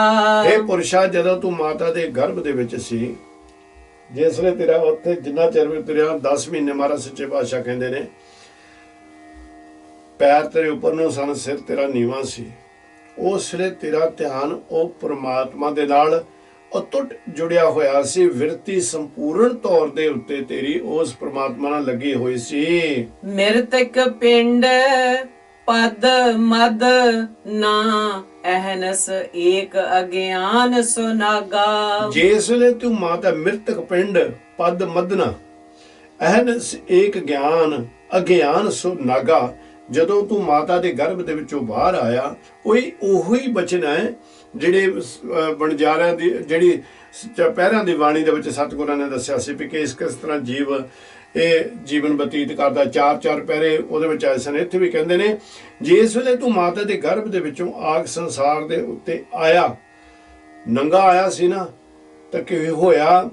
ਤੂੰ ਐਨਸ ਦਿਨ ਰਾਤ ਤੂੰ ਇੱਕ ਅਗਿਆਨ ਦੇ ਨਾਲ ਜੁੜ ਗਿਆ। ਤੇਰੇ ਉੱਤੇ ਅਗਿਆਨ ਦਾ ਕੱਪੜਾ ਪੈਣਾ ਸ਼ੁਰੂ ਹੋ ਗਿਆ। ਤੈਨੂੰ ਪਹਿਲਾਂ ਬਰਤਾ ਮਾਤਰ ਹੰਕਾਰ ਵੀ ਨਹੀਂ ਸੀ, ਤੇਰੇ ਅੰਦਰ ਕਾਮ ਕ੍ਰੋਧ ਲੋਭ ਵੀ ਨਹੀਂ ਸੀ, ਪਰ ਜਿੱਦਾਂ ਜਿੱਦਾਂ ਦਿਨ ਰਾਤ ਉਹ ਅਗਿਆਨ ਤੇਰੇ ਉੱਤੇ ਹਾਵੀ ਹੁੰਦਾ ਗਿਆ, ਤੈਨੂੰ ਸਮਝ ਹੀ ਨਹੀਂ ਪਤਾ ਲੱਗਿਆ ਕਿ ਤੇਰੇ ਉੱਤੇ ਕਿਹੜੇ ਕਿਹੜੇ ਵਿਕਾਰਾਂ ਦੇ ਕੱਪੜੇ ਚੜ੍ਹਦੇ ਸਨ। ਪਹਿਲਾਂ ਤੂੰ ਆਇਆ ਸੰਸਾਰ ਤੇ ਨੰਗਾ ਹੀ ਸੀ। ਤੇ ਦਿਨ ਸੰਮਲ ਕਸ਼ਟ ਮਹਾ ਦੁਖ ਅਬ ਚਿਤ ਅਦਕ ਪਸਾਰਿਆ। ਤੇ ਤੂੰ ਉਹ ਦਿਨ ਨੂੰ ਚੇਤੇ ਕਰ। ਤੇ ਦਿਨ ਸੰਮਲ ਕਸ਼ਟ ਮਹਾ ਦੁਖ, ਜਿਸ ਵੇਲੇ ਭਿਆਨਕ ਦੁੱਖ ਤੂੰ ਪਾ ਰਿਹਾ ਸੀ, ਤੂੰ ਮਾਤ ਗਰਭ ਦੇ ਵਿੱਚ ਉਹ ਐਸੀ ਭਿਆਨਕ ਅਗਨ ਹੈ, ਉੱਥੇ ਉਹ ਨਰਕਾਂ ਨਾਲੋਂ ਭੈੜਾ ਸਥਾਨ ਹੈ, ਉਸ ਨੂੰ ਤੂੰ ਕਿੱਦਾਂ ਭੁੱਲ ਗਿਆ? ਤੇ ਦਿਨ ਸੰਮਲ ਕਸ਼ਟ ਮਹਾ ਦੁੱਖ, ਜਿੱਥੇ ਬਹੁਤ ਭਿਆਨਕ ਸੀ, ਅਬ ਚਿਤ ਅਦਕ ਪਸਾਰਿਆ। ਤੂੰ ਮਾਇਆ ਦੇ ਵਿੱਚ ਫਸ ਕੇ ਉਹ ਸਾਰਾ ਜੋ ਕੁਛ ਤੇਰੇ ਨਾਲ ਬਤੀਤ ਹੋਇਆ ਤੂੰ ਵਿਸਰ ਗਿਆ, ਤੂੰ ਭੁੱਲ ਗਿਆ ਉਸ ਨੂੰ। ਤਾਂ ਇਸ ਕਰਕੇ ਮਹਾਰਾਜ ਸੱਚੇ ਪਾਤਸ਼ਾਹ ਜੀ ਸਾਨੂੰ ਇਹ ਕਹਿੰਦੇ ਨੇ ਕਿ ਉਹਨੂੰ ਚਿੱਤ ਤੋਂ ਪਸਾਰਨਾ ਨਹੀਂ, ਆਪਾਂ ਦੂਰ ਨਹੀਂ ਕਰਨਾ। ਤੇ ਮਹਾਰਾਜ ਨੇ ਬਾਣੀ ਦੇ ਵਿੱਚ ਆਖੇ ਵੀ ਦਿੱਤਾ ਨਾ, ਖਾਤ ਪੀਵਤ ਸੰਬਤ ਸੁਖਿਆ ਨਾਮ ਸਿਮਰਤ ਕੀਨ, ਗਰਭ ਉਦਰ ਬਿਲ ਲਾਟ ਕਰਤਾ ਤਹਾਂ ਹੋਵਤ ਦੀਨ। ਉੱਥੇ ਤੂੰ ਦਾਸ ਬਣ ਕੇ ਬੈਠਾ ਸੀ, ਇੱਥੇ ਆਣ ਕੇ ਤੂੰ ਉਹਨੂੰ ਭੁੱਲ ਗਿਆ ਹੈ। ਗਰਭ ਛੋੜ ਮ੍ਰਿਤ ਮੰਡਲ ਆਇਆ ਤੋ ਨਰ ਹਰ ਮਨੁ ਵਿਸਾਰਿਆ। ਜਦੋਂ ਤੂੰ ਮਾਤਾ ਦੇ ਗਰਭ ਦੇ ਵਿੱਚੋਂ ਮ੍ਰਿਤ ਮੰਡਲੇ ਸੰਸਾਰ ਦੇ ਉੱਤੇ ਆਇਆ, ਤਾਂ ਤੂੰ ਮਨੋਂ ਉਹ ਵਾਹਿਗੁਰੂ ਜਿਹੜਾ ਤੇਰੀ ਉੱਥੇ ਦੇਖਭਾਲ ਕਰ ਰਿਹਾ ਸੀ, ਤੇਰੀ ਪ੍ਰਤਪਾਲਣਾ ਕਰ ਰਿਹਾ ਸੀ, ਤੂੰ ਉਹਨੂੰ ਮਨੋਂ ਵਿਸਾਰ ਦਿੱਤਾ। ਤਾਂ ਹੀ ਮਹਾਰਾਜ ਕਹਿੰਦੇ ਰੇ ਮਨ ਤੂੰ ਕਿਉਂ ਸਿਮਰਤ ਅਬ ਨਾਹੀਂ। ਮਨ ਨੂੰ ਸਮਝਾਉਂਦੇ ਨੇ ਵਾਰ-ਵਾਰ ਗੁਰੂ ਮਹਾਰਾਜ ਸੱਚੇ ਪਾਤਸ਼ਾਹ ਜੀ। ਨਰਕ ਘੋਰ ਮੈਂ ਉਰਦ ਤਪ ਕਰਤਾ ਨਿਮਕ ਨਿਮਕ ਗੁਣ ਗਾਹੀ। ਜਦੋਂ ਮਾਤਾ ਦੇ ਗਰਭ ਦੇ ਵਿੱਚ ਅਸੀਂ ਭਿਆਨਕ ਨਰਕ ਦੇ ਵਿੱਚ ਅਸੀਂ, ਉਸ ਵੇਲੇ ਤੂੰ ਹਰ ਵੇਲੇ ਉਹ ਪ੍ਰਮਾਤਮਾ ਦੇ ਗੁਣ ਗਾਈ ਜਾਂਦਾ ਹੈ। ਅਨਕ ਜਨਮ ਭਰਮ ਤੋਂ ਹੀ ਆਇਓ ਮਾਨਸ ਜਨਮ ਦੁਲਭਾਹੀ, ਗਰਭ ਜੋਨ ਛੋੜ ਅਬ ਨਿਕਸਿਓ ਤੋ ਲਾਗੋ ਅਨਠਾਹੀ। ਕਹਿੰਦੇ ਹੁਣ ਤੂੰ ਦੂਸਰੇ ਪਾਸੇ ਨੂੰ ਚਲ ਗਿਆ, ਤੂੰ ਭੁੱਲ ਗਿਆ ਉਸ ਸਮੇਂ ਨੂੰ। ਸੋ ਇਸ ਕਰਕੇ ਮਹਾਰਾਜ ਸੱਚੇ ਪਾਤਸ਼ਾਹ ਜੀ ਇੱਥੇ ਕਹਿੰਦੇ ਨੇ ਭਈ ਤੂੰ ਜਦੋਂ ਮਾਤਾ ਦਾ ਗਰਭ ਛੱਡਿਆ, ਸੰਸਾਰ ਦੇ ਉੱਤੇ ਆਇਆ, ਤੈਂ ਕਿਉਂ ਉਸ ਵਾਹਿਗੁਰੂ ਮਨੋਂ ਵਿਸਾਰ ਦਿੱਤਾ? ਫਿਰ ਪਛਤਾਵੇਂਗਾ ਮੂੜਿਆ ਤੂੰ ਕਵਣ ਕੁਮਤ ਭ੍ਰਮ ਲਾਗਾ। ਇਹ ਮੂਰਖ ਪੁਰਸ਼ਾ, ਮੂੜਿਆ ਕਹਿੰਦੇ ਨੇ ਮੂਰਖ ਪੁਰਸ਼ ਨੂੰ। ਕਹਿੰਦੇ ਫਿਰ ਪਛਤਾਵੇਂਗਾ, ਇਹ ਮੂਰਖ ਪੁਰਸ਼ਾ ਤੂੰ ਬਹੁਤ ਪਛਤਾਵੇਂਗਾ। ਕਿਸ ਵੇਲੇ? ਜਿਸ ਵੇਲੇ ਤੈਨੂੰ ਤੂੰ ਕਵਣ ਕੁਮਤ ਭਰਮ ਲਾਗਾ, ਜਦੋਂ ਤੈਨੂੰ ਇਸ ਚੀਜ਼ ਦਾ ਗਿਆਨ ਹੋ ਗਿਆ ਕਿ ਮੇਰੀ ਮੌਤ ਦਾ ਦਿਨ ਮੇਰਾ ਲਾਗੇ ਆ ਰਿਹਾ ਹੈ। ਤੂੰ ਇਸ ਕਰਕੇ ਤੂੰ ਉਹ ਮੌਤ ਨੂੰ ਪਹਿਲਾਂ ਆਪਣੇ ਜੀਵਨ ਕਾਲ ਦੇ ਵਿੱਚ ਪਹਿਚਾਣਿਆ ਨਹੀਂ, ਸਮੇਂ ਨੂੰ, ਔਰ ਪ੍ਰਮਾਤਮਾ ਦੇ ਗੁਣ ਗਾਏ ਨਹੀਂ, ਭਜਨ ਬੰਦਗੀ ਕੀਤੀ ਨਹੀਂ। ਅੰਤ ਦੇ ਉੱਤੇ ਤੈਨੂੰ ਬਹੁਤ ਪਛਤਾਉਣਾ ਪਵੇਗਾ। ਚੇਤ ਰਾਮ ਨਾਹੀ ਜੰਪੁਰ ਜਾਹੇਗਾ ਜਨ ਵਿੱਚ ਰਹਿ ਅਨਰਾਦਾ। ਇਹ ਸੰਸਾਰੀ ਜੀਵ ਉਹ ਪ੍ਰਮਾਤਮਾ ਨੂੰ, ਵਾਹਿਗੁਰੂ ਨੂੰ, ਨਾਮ ਨੂੰ ਚੇਤੇ ਕਰ, ਨਹੀਂ ਤਾਂ ਜੰਪੁਰ ਜਾਏਗਾ, ਜਮਾਂ ਦੇ ਬਸ ਜਾਵੇਂਗਾ। ਜਨ ਵਿਚਰੇ ਅਨਰਾਧਾ। ਕਹਿੰਦੇ ਜਿਸ ਵੇਲੇ ਤੂੰ ਇਹ ਸੰਸਾਰ ਦੇ ਉੱਤੋਂ ਜਾਏਗਾ, ਜਨ ਵਿਚਰੇ, ਤੈਨੂੰ ਇਹਨਾਂ ਰਾਸਤਿਆਂ ਦੇ, ਐਸੇ ਭਿਆਨਕ ਰਾਸਤਿਆਂ ਦੇ ਵਿੱਚ ਤੈਨੂੰ ਜਾਣਾ ਪੈਣਾ ਹੈ। ਤੇ ਫੇਰ ਕੀ ਹੁੰਦਾ? ਕਹਿੰਦੇ ਵੀ ਇਸ ਕਾਰਨ ਕਰਕੇ ਤੂੰ ਥੋੜਾ ਜਿਹਾ ਸੁਚੇਤ ਹੋ, ਤੂੰ ਜੰਪੁਰ ਜਾਣਾ ਪੈਣਾ ਤੈਨੂੰ। ਤੈਨੂੰ ਆਰਾਧਨੇ ਤੋਂ ਬਗੈਰ, ਉਸ ਪ੍ਰਮਾਤਮਾ ਦੀ ਬੰਦਗੀ ਤੋਂ ਬਗੈਰ ਤੂੰ ਉਥੋਂ ਨਹੀਂ ਬਚ ਸਕਦਾ। ਪਰ ਚੇਤ ਰਾਮ, ਇਸ ਕਰਕੇ ਤੂੰ ਉਹ ਪ੍ਰਮਾਤਮਾ ਦੀ ਬੰਦਗੀ ਕਰ। ਰਹਾਓ ਬਾਲ ਬਿਨੋਦ ਚਿੰਦ ਰਸ ਲਾਗਾ, ਖਿਨ ਖਿਨ ਮੋਹ ਵਿਆਪੈ। ਬਾਲਕ ਅਵਸਥਾ ਦੇ ਵਿੱਚ ਤੂੰ ਕਹਿੰਦੇ ਖੇਡਾਂ ਦੇ ਵਿੱਚ ਲੱਗਾ ਰਿਹਾ।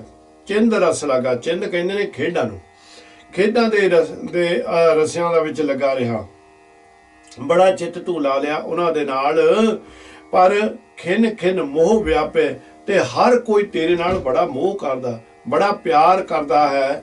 ਔਰ ਕਾਲ ਵੀ ਮੋਹ ਦਾ ਰੂਪ ਬਣ ਕੇ ਤੈਨੂੰ ਆਪਣੇ ਮਨ ਨਾਲ ਜੋੜ ਰਿਹਾ ਹੈ, ਆਪਣੇ ਪਰਦੇ ਤੇਰੇ ਉੱਤੇ ਪਾ ਰਿਹਾ ਹੈ। ਰਸ ਮਿਸ ਮੇਦ ਅੰਮ੍ਰਿਤ ਬਿਖ ਚਾਖੀ, ਤਉ ਪੰਚ ਪ੍ਰਗਟ ਸੰਤਾਪੈ। ਰਸ ਮਿਸ ਭਗਤ ਜੀ ਕਿਹੜੀ ਚੀਜ਼ ਨੂੰ ਇੱਥੇ ਕਹਿੰਦੇ ਨੇ? ਕਹਿੰਦੇ ਨੇ ਵੀ ਜਿਹੜਾ ਤੂੰ ਰਸਾਂ ਦੇ ਵਿੱਚ, ਵਿਕਾਰੀ ਰਸਾਂ ਦੇ ਵਿੱਚ ਤੂੰ ਫਸਿਆ ਹੋਇਆ ਹੈ, ਔਰ ਅੰਮ੍ਰਿਤ ਵਿਖ ਚਾਖੀ, ਜਿਹੜੇ ਇਹ ਰਸ ਨੇ ਜਿਨ੍ਹਾਂ ਨੂੰ ਤੂੰ ਬਹੁਤ ਉੱਚੇ ਸੁੱਚੇ ਜਾਣ ਰਿਹਾ ਆ, ਚਾਹੇ ਕਿਸੇ ਤਰ੍ਹਾਂ ਦੇ ਵੀ ਉਹ ਰਸ ਨੇ, ਚਾਹੇ ਕਾਮ ਵਾਸ਼ਨਾ ਵਾਲੇ ਨੇ, ਜਾਂ ਜੀਭ ਦੇ ਰਸ ਨੇ, ਜਾਂ ਸਰੀਰਕ ਰਸ ਨੇ, ਜਾਂ ਹੋਰ ਤੇਰੀ ਮੱਤ ਦੇ ਉੱਤੇ ਪਾਏ ਜਿਹੜੇ ਪੈੜਦੇ ਨੇ ਵਿਕਾਰੀ ਰਸ ਨੇ, ਤੂੰ ਇਹਨਾਂ ਨੂੰ ਅੰਮ੍ਰਿਤ ਨੂੰ ਵਾਂਗੂ ਸੋਚ ਰਿਹਾ। ਪਰ ਖਿਆਲ ਕਰ, ਵਿਖ ਚਾਖੀ, ਇਹ ਜਿਹੜੇ ਨੇ ਇਹ ਜ਼ਹਿਰ ਦੇ ਬਰੋਬਰ ਨੇ। ਤਾਂ ਫਿਰ ਕੀ ਹੋਏਗਾ? ਤੋ ਪੰਚ ਪ੍ਰਗਟੇ ਸੰਤਾਪੇ, ਤੇਰੇ ਅੰਦਰ ਇਹ ਜਿਹੜੇ ਵਿਕਾਰੀ ਰਸ ਨੇ ਇਹਨਾਂ ਦੇ ਨਾਲ ਜਿਹੜਾ ਨੂੰ ਤੂੰ ਚੱਖ ਰਿਹਾ ਹਾਂ, ਜ਼ਹਿਰ ਵਰਗੇ ਨੇ। ਤਾਂ ਤੇਰੇ ਅੰਦਰ ਜਿਹੜੇ ਪੰਜ ਚੋਰ ਬੈਠੇ ਨੇ, ਦੁਸ਼ਟ ਬੈਠੇ ਨੇ, ਮਹਾ ਪਾਪੀ ਬੈਠੇ ਨੇ, ਕਾਮ ਕ੍ਰੋਧ ਲੋਭ ਅਹੰਕਾਰ, ਕਹਿੰਦੇ ਇਹ ਤੈਨੂੰ ਬੜਾ ਭੈੜਾ ਸੰਤਾਪ ਦਿੰਦੇ ਨੇ, ਤੈਨੂੰ ਬੜਾ ਇਦੂ ਸੰਸਾਰ ਦੇ ਤੇ ਦੁਖੀ ਕਰਦੇ ਹਨ। ਜਪ ਤਪ ਸੰਜਮ ਛੋੜ, ਸੁਕ੍ਰਿਤ ਮਤ ਰਾਮ ਨਾਮ ਨਾ ਅਰਾਧਿਆ। ਕਹਿੰਦੇ ਜਪ ਤਪ ਸੰਜਮ ਤੇ ਪੁੰਨ ਕਰਮ ਕਰਨ ਵਾਲੀ ਬੁੱਧ ਨੂੰ ਛੱਡ ਬੈਠਾ ਤੂੰ, ਇਸ ਮਤ ਨੂੰ ਤਿਆਗ ਦਿੱਤਾ। ਇਸ ਕਾਰਨ ਕਰਕੇ ਤੂੰ ਕਦੀ ਵੀ ਉਹ ਪਰਮਾਤਮਾ ਦਾ ਨਾਮ ਨਹੀਂ ਸਿਮਰਿਆ। ਉਛਲਿਆ ਕਾਮ ਕਾਲ ਮਤ ਲਾਗੀ, ਤੋਂ ਆਨ ਸਕਤ ਗਲ ਬਾਂਧਿਆ। ਕਹਿੰਦੇ ਫੇ ਕੀ ਹੋਇਆ? ਉਛਲਿਆ ਕਾਮ ਵਾਸ਼ਨਾ ਇੰਨੀਆਂ ਭਿਆਨਕ ਹੋ ਗਈਆਂ, ਉਹਨਾਂ ਨੇ ਤੈਨੂੰ ਇਹ ਕਾਮ ਵਾਸ਼ਨਾ ਦੇ ਵਿੱਚ ਗਾਲ ਦਿੱਤਾ, ਖਤਮ ਕਰ ਦਿੱਤਾ। ਤੇ ਫਿਰ ਆ ਗਿਆ ਸਮਾਂ ਜਿਸ ਵੇਲੇ ਕਾਲ ਆਉਂਦਾ। ਕਾਲ ਇੰਨੀ ਤੇਰੇ ਅੰਦਰ ਇਹ ਮੈਲ ਲੱਗੀ ਹੋਈ ਸੀ, ਤੇ ਕਾਰਨ ਇਹ ਹੋਇਆ ਕਿ ਗਲ ਬਾਂਧਿਆ।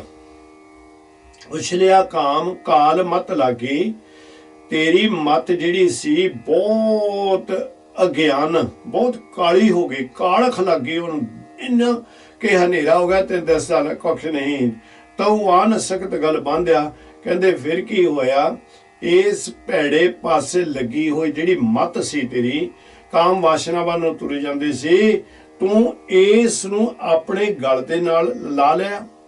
ਤੈਨੂੰ ਇਸ ਨੂੰ ਆਪਣਾ, ਇਹਦੇ ਨਾਲ ਤੂੰ ਪਿਆਰ ਪਾ ਲਿਆ, ਜਿਹੜੀ ਤੈਨੂੰ ਨਰਕਾਂ ਵੱਲ ਲੈ ਕੇ ਜਾਏਗੀ। ਤਰਣ ਤੇਜ ਪਰ ਤ੍ਰੈ ਮੁਖ ਜੋ ਹੈ, ਸਾਰੇ ਅਪਸਰ ਨਾ ਪਛਾਣਿਆ। ਕਹਿੰਦੇ ਤਰਨ ਕਹਿੰਦੇ ਨੇ ਜਵਾਨੀ ਨੂੰ, ਤੇਜ ਜ਼ੋਰ, ਤ੍ਰਿਖਿਆ ਮੁਖ, ਇਸਤਰੀਆਂ ਦੇ ਮੂੰਹ ਜੋ ਹੋਏ।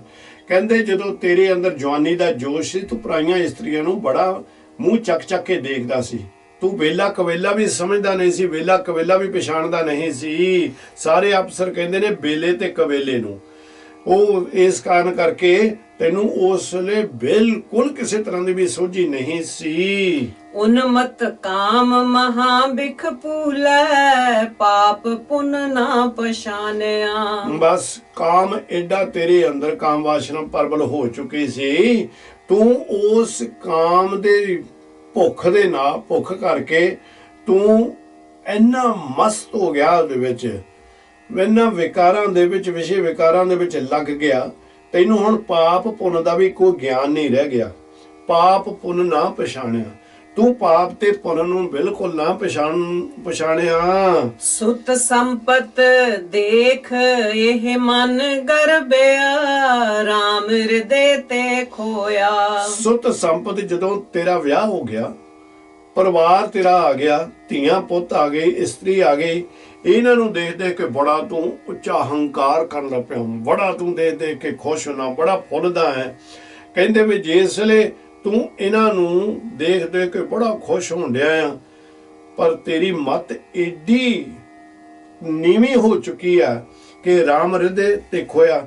ਤੈਨੂੰ ਉਹ ਪ੍ਰਮਾਤਮਾ ਵਾਹਿਗੁਰੂ ਜਿਸ ਨੇ ਸਭ ਕੁਝ ਤੈਨੂੰ ਦਿੱਤਾ ਤੇ ਮਾਤ ਗਰਭ ਦੇ ਵਿੱਚ ਵੀ ਤੈਨੂੰ ਰੱਖਿਆ, ਉਸ ਨੂੰ ਤੂੰ ਭੁੱਲ ਗਿਆ, ਭੁਲਾ ਦਿੱਤਾ। ਅਵਰ ਮਰਤ ਮਾਇਆ ਮਨ ਤੋਲੇ, ਤੋਂ ਪਗ ਮੁਖ ਜਨਮ ਵਿਗੋਇਆ। ਵਾਹਿਗੁਰੂ, ਜਦੋਂ ਤੂੰ ਅਵਰ ਮਰਤ ਮਾਇਆ ਮਨ ਤੋਲੇ, ਜਦੋਂ ਕੋਈ ਹੋਰ ਮਰਦਾ ਹੈ, ਵਾਹਿਗੁਰੂ ਅਵਰ ਮਰਤ ਹੋਰਨਾਂ ਦੇ ਮਰਨ ਤੇ ਇਸ ਹੋ ਗਿਆ। ਅਵਰ ਮਰਤ ਦਾ ਮਤਲਬ ਹੋ ਗਿਆ ਜਦੋਂ ਹੋਰਨਾਂ ਦੇ ਮਰਨ ਦੇ ਉੱਤੇ ਕੀ ਹੁੰਦਾ ਹੈ, ਜਦੋਂ ਸਾਕ ਸੰਬੰਧੀ ਤੇਰੇ ਜਿਹੜੇ ਇਥੋਂ ਸੰਸਾਰ ਤੋਂ ਜਾਂਦੇ ਨੇ, ਉਹਨਾਂ ਨੂੰ ਤੂੰ ਦੇਖਦਾ ਹੈ ਕਿ ਉਹ ਜਾ ਰਹੇ ਨੇ ਇੱਥੋਂ, ਤੇ ਨਾਲ ਤੂੰ ਇਹ ਵੀ ਸੋਚਦਾ ਹਾਂ ਵੀ ਅਵਰ ਮਰਤ ਮਾਇਆ ਮਨ ਤੋਲੇ, ਇਹਨਾਂ ਦੇ ਮਰਨ ਦੇ ਨਾਲ ਇਹਨਾਂ ਦੀ ਜਿਹੜੀ ਜਾਇਦਾਦ ਹੈ, ਇਹਨਾਂ ਦੀਆਂ ਜਿਹੜੀਆਂ ਵਸਤੂ, ਉਹਨਾਂ ਦੇ ਵਿੱਚੋਂ ਮੈਨੂੰ ਕੀ ਮਿਲ ਪ੍ਰਾਪਤ ਹੋਵੇਗਾ।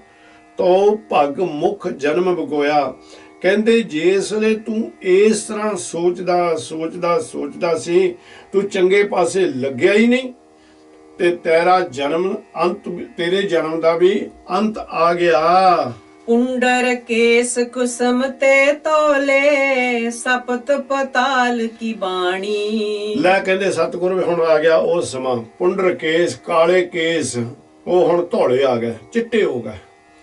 ਸਪਤ ਪਤਾਲ ਕੀ ਬਾਣੀ, ਕਹਿੰਦੇ ਫੇਰ ਕੀ ਹੋਇਆ, ਉਹ ਇੰਨੇ ਚਿੱਟੇ ਹੋ ਗਏ ਜਿਸ ਵੇ ਇਥੋਂ ਤੈਨੂੰ ਪਤਾ ਲੱਗ ਗਿਆ ਕਿ ਤੂੰ ਵਿਰਧ ਹੋ ਗਿਆ, ਤੂੰ ਵਡੇਪਾ, ਤੇਰੇ ਉੱਤੇ ਵਡੇਪੇ ਵਾਲੀ ਅਵਸਥਾ ਆ ਗਈ ਹੈ। ਲੋਚਨ ਸਰਮ ਹੈ ਬੁੱਧ ਬਲ ਨਾਠੀ, ਤਾਂ ਕਾਮ ਪਵਸ ਮਾਦਾਣੀ। ਕਹਿੰਦੇ ਲੋਚਨ ਜਿਹੜੀਆਂ ਅੱਖਾਂ ਨੇ, ਸਮਰਹਿ ਬੁੱਧ ਬਲ ਨਾਠੀ, ਕਹਿੰਦੇ ਲੱਖਾਂ ਦੀ ਲੋ ਵੀ ਜਿਹੜੀ ਸੀ, ਲੋਚਨ ਅੱਖਾਂ ਦੀ ਲੋ ਜਿਹੜੀ ਸੀ ਉਹ ਵੀ ਖਤਮ ਹੋਣ ਲੱਗ ਪਈ।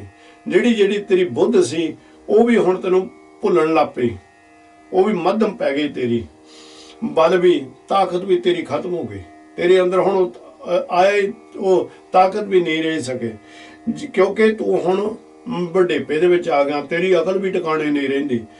ਹੁਣ ਆਪਾਂ ਕਈ ਵਾਰ ਦੇਖਦੇ ਆ ਨਾ ਵੀ ਲੋਕਾਂ ਨੂੰ ਆਪਾਂ ਕਹਿੰਦੇ ਤੁਹਾਨੂੰ ਭਾਈ ਡਿਮੈਂਸ਼ੀਆ ਹੋ ਗਿਆ, ਭੁੱਲਣ ਦੀ ਆਦਤ ਪੈ ਗਈ। ਇਸ ਨੂੰ ਕਹਿੰਦੇ ਆ ਕਿ ਜਿਹੜੀ ਬੁੱਧ ਦਾ ਬਲ ਨੱਠ ਜਾਣਾ, ਬੁੱਧ ਦੀ ਸੋਚਣ ਸ਼ਕਤੀ ਖਤਮ ਹੋ ਜਾਣੀ, ਤਾਂ ਕਾਮ ਪਾਵਸ ਮਤਾਣੀ, ਫਿਰ ਜਿਹੜੇ ਕਾਮ ਰੂਪੀ ਮਧਾਣੀ ਆ ਉਹ ਕਿੱਥੇ ਪਾਏਗਾ,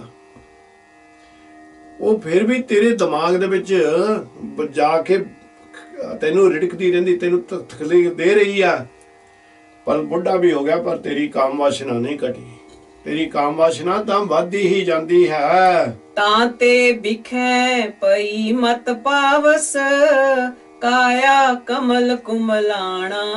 ਜਿਸ ਵੇਲੇ ਮਹਾਰਾਜ ਸੱਚੇ ਪਾਤਸ਼ਾਹ ਜੀ ਕਿਰਪਾ ਕਰਕੇ ਕਹਿੰਦੇ ਨੇ ਕਿ ਕੀ ਹੋਇਆ, ਤਾਂ ਤੇ ਵਿਖੇ ਭਈ ਮਤ ਪਾਵਸ, ਕਾਇਆ ਕਮਲ ਕੁਮਲਾਣਾ। ਇਹਨਾਂ ਦੀ ਵਾਸ਼ਨਾ ਦੇ ਕਾਰਨ ਤੇਰੀ ਮੁੱਧ ਵੱਧ ਵਿੱਚ, ਤੇਰੀ ਮੱਤ ਵਿੱਚ ਵਿਸ਼ਿਆਂ ਦੀ ਝੜੀ ਲੱਗੀ ਰਹੀ, ਹਰ ਵੇਲੇ ਸੋਚੀ ਜਾਣਾ, ਹਰ ਵੇਲੇ ਸੋਚੀ ਜਾਣਾ। ਇਹਦੇ ਉੱਤੇ ਬਹੁਤ ਲੰਬਾ ਬੋਲਿਆ ਜਾ ਸਕਦਾ ਹੈ, ਇਹਦੇ ਉੱਤੇ ਕਈ ਸਾਖੀਆਂ ਵੀ ਲੱਗ ਸਕਦੀਆਂ ਨੇ, ਪਰ ਤੁਸੀਂ ਸਾਰੇ ਸਿਆਣੇ ਹੋ, ਕਿਉਂਕਿ ਜਿਹੜੀ ਇਹ ਜਿਹੜੇ 5 ਚੋਰ ਨੇ, ਉਹਨਾਂ ਦੇ ਵਿੱਚੋਂ ਮਹਾਰਾਜ ਨੇ ਕਾਮ ਨੂੰ ਬਹੁਤ ਵੱਡਾ ਪ੍ਰਬਲ ਪਾਪੀ ਆਖਿਆ ਹੈ। ਇਹ ਕਈ ਵਾਰ ਐਸਾ ਕਾਰਜ ਕਰਵਾ ਦਿੰਦਾ ਕਿ ਸਾਡੇ ਇੱਥੇ 100 ਜਨਮ ਦੇ ਕੀਤੇ ਹੋਏ ਜਿਹੜੇ ਕਰਮ ਨੇ ਇੱਕ ਚੁਟਕੀ ਦੇ ਵਿੱਚ ਇਹ ਖਤਮ ਹੋ ਜਾਂਦੇ ਨੇ, ਫੂਕ ਦਿੰਦੀ ਹੈ ਕਾਮ ਦੇ ਵਿੱਚ। ਕਾਮ ਇਸ ਤਰ੍ਹਾਂ ਦਾ ਹੈ, ਕਹਿੰਦੇ ਕਿ ਹੁਣ ਹੋਇਆ ਕਿ ਤੈਂ ਇਹ ਵਾਸ਼ਨਾ ਦੇ ਕਰਕੇ ਤੇਰੀ ਬੁੱਧ ਅਜੇ ਵੀ ਵਿਸ਼ਿਆਂ ਦੇ ਵਿੱਚ ਜੁੜੀ ਹੋਈ ਹੈ, ਤੈਨੂੰ ਪ੍ਰਮਾਤਮਾ ਭੁੱਲ ਗਿਆ। ਤੇਰਾ ਸਰੂਪ, ਤੇਰਾ ਸਰੀਰ ਜਿਹੜਾ ਜਵਾਨੀ ਵਾਲਾ ਸੀ, ਸੋਹਣੇ ਕੋਲ ਫੁੱਲ ਵਰਗਾ ਸੀ, ਉਹ ਹੁਣ ਕਮਲਾਉਣਾ ਸ਼ੁਰੂ ਹੋ ਗਿਆ। ਕਾਇਆ ਕਮਲ ਕੁਮਲਾਣਾ, ਤੇਰਾ ਇਹ ਜਿਹੜੀ ਕਾਇਆ ਹੈ ਇਹ ਕਮਲ ਦੇ ਫੁੱਲ ਵਾਂਗ ਜਿੱਦਾਂ ਰਾਤ ਨੂੰ ਕਮਲ ਦਾ ਫੁੱਲ ਬੰਦ ਹੋ ਜਾਂਦਾ, ਕਮਲਾ ਜਾਂਦਾ ਹੈ, ਇਸੇ ਤਰ੍ਹਾਂ ਤੇਰਾ ਹਾਲ ਹੋ ਗਿਆ। ਜਾਂ ਜਦੋਂ ਕਿਸੇ ਫੁੱਲ ਨੂੰ ਅਸੀਂ ਤੋੜ ਕੇ ਰੱਖ ਦਿੰਦੇ ਆ, ਉਹ ਇੱਕ ਦਿਨ ਤਾਂ ਠੀਕ ਰਹੇਗਾ, 2 ਦਿਨ ਰਹੇਗਾ, ਤੀਜੇ ਦਿਨ ਕਮਲਾ ਕੇ ਅੰਤ ਉਸ ਆ ਜਾਂਦਾ ਹੈ। ਇਸੇ ਤਰ੍ਹਾਂ ਤੇਰਾ ਹਾਲ ਹੋ ਰਿਹਾ ਹੈ। ਅਵਗਤ ਬਾਣ ਛੋੜ ਮ੍ਰਿਤ ਮੰਡਲ ਤੋਂ ਪਾਛੈ ਪਛਤਾਣਾ। ਕਹਿੰਦੇ ਇਸ ਸੰਸਾਰ ਨੂੰ ਜੇ ਤੂੰ ਜਿੱਤਣਾ ਚਾਹਣਾ, ਅਵਗਤ ਬਾਣ ਛੋੜ ਮ੍ਰਿਤ ਮੰਡਲ, ਇਸ ਸੰਸਾਰ ਨੂੰ ਦੇ ਵਿੱਚੋਂ ਜਿਹੜੇ ਤੂੰ ਕਾਰਜ ਕਰ ਰਿਹਾ ਹਾਂ, ਪ੍ਰਮਾਤਮਾ ਦਾ ਨਾਮ ਛੱਡ ਦਿੱਤਾ, ਅੰਮ੍ਰਿਤ ਦਾ ਨਾਮ ਵਰਗਾ ਨਾਮ ਛੱਡ ਦਿੱਤਾ ਤੈਂ, ਤੇ ਅਖੀਰ ਦੇ ਉੱਤੇ ਕੀ ਹੋਇਆ? ਤੈਨੂੰ ਇੱਥੋਂ ਤਉ ਪਾਛੇ ਪਛਤਾਣਾ, ਤੈਨੂੰ ਇੱਥੋਂ ਬਹੁਤ ਪਛਤਾਉਣਾ ਪੈਣਾ। ਕਿਉਂਕਿ ਜਿਸ ਵੇਲੇ ਜਮਾਂ ਨੇ ਆਣ ਕੇ ਤੈਨੂੰ ਲੈ ਕੇ ਜਾਣਾ ਨਾ, ਉਹਨਾਂ ਨੇ ਦੇਖਣਾ ਨਹੀਂ ਤੇਰਾ ਕੀ, ਤੂੰ ਕਿੰਨਾ ਕੁ ਅਮੀਰ ਆ, ਕਿੰਨਾ ਕੁ ਤੇਰੇ ਇੱਥੇ ਧਨ ਦੌਲਤ ਹੈ, ਤੈਨੂੰ ਬਹੁਤ ਪਛਤਾਉਣਾ ਪੈਣਾ। ਮਹਾਰਾਜ ਤਾਂ ਹੀ ਕਹਿੰਦੇ ਨੇ, ਪੱਗ ਖਿਸੀਏ ਰਹਿਣਾ ਨਹੀਂ, ਆਗੇ ਠੌਰ ਨਾ ਪਾਏ, ਉਹ ਵੇਲਾ ਹੱਥ ਨਾ ਵੀ ਅੰਤ ਗਿਆ ਪਛਤਾਏ। ਫਿਰ ਜਿਹੜਾ ਪਿਛਲਾ ਸਮਾਂ ਉਹ ਤੇਰੇ ਹੱਥ ਨਹੀਂ ਆਉਣਾ। ਅਵਗੁਣ ਛੋੜ ਗੁਣਾ ਕੋ ਧਾਵੋ ਕਰ, ਅਵਗੁਣ ਪਛਤਾਈ ਜੀਵੋ।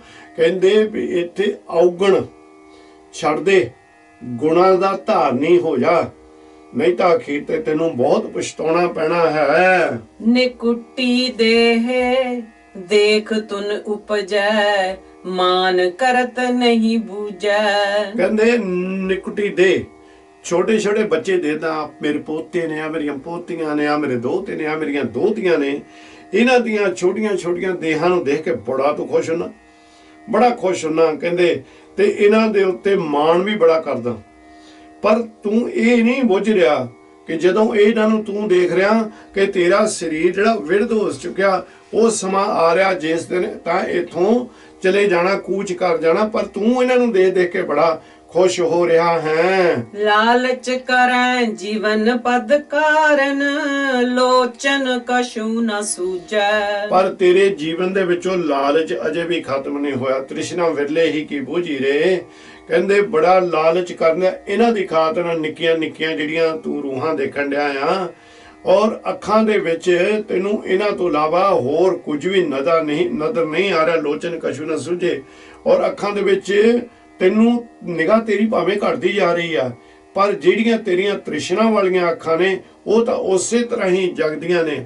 ਉਹ ਜਿਹੜੀਆਂ ਅੱਖਾਂ ਨੇ ਜਿਹੜੀਆਂ ਨੇ ਉਹਨਾਂ ਦੀ ਨਿਗਾਹ ਨਹੀਂ ਘਟੀ, ਪਰ ਤੂੰ ਲਾਲਚ ਕਰਨ ਡਿਆ ਇਹਨਾਂ ਦੀ ਖਾਤਰ ਕਰਨ ਕਰਕੇ।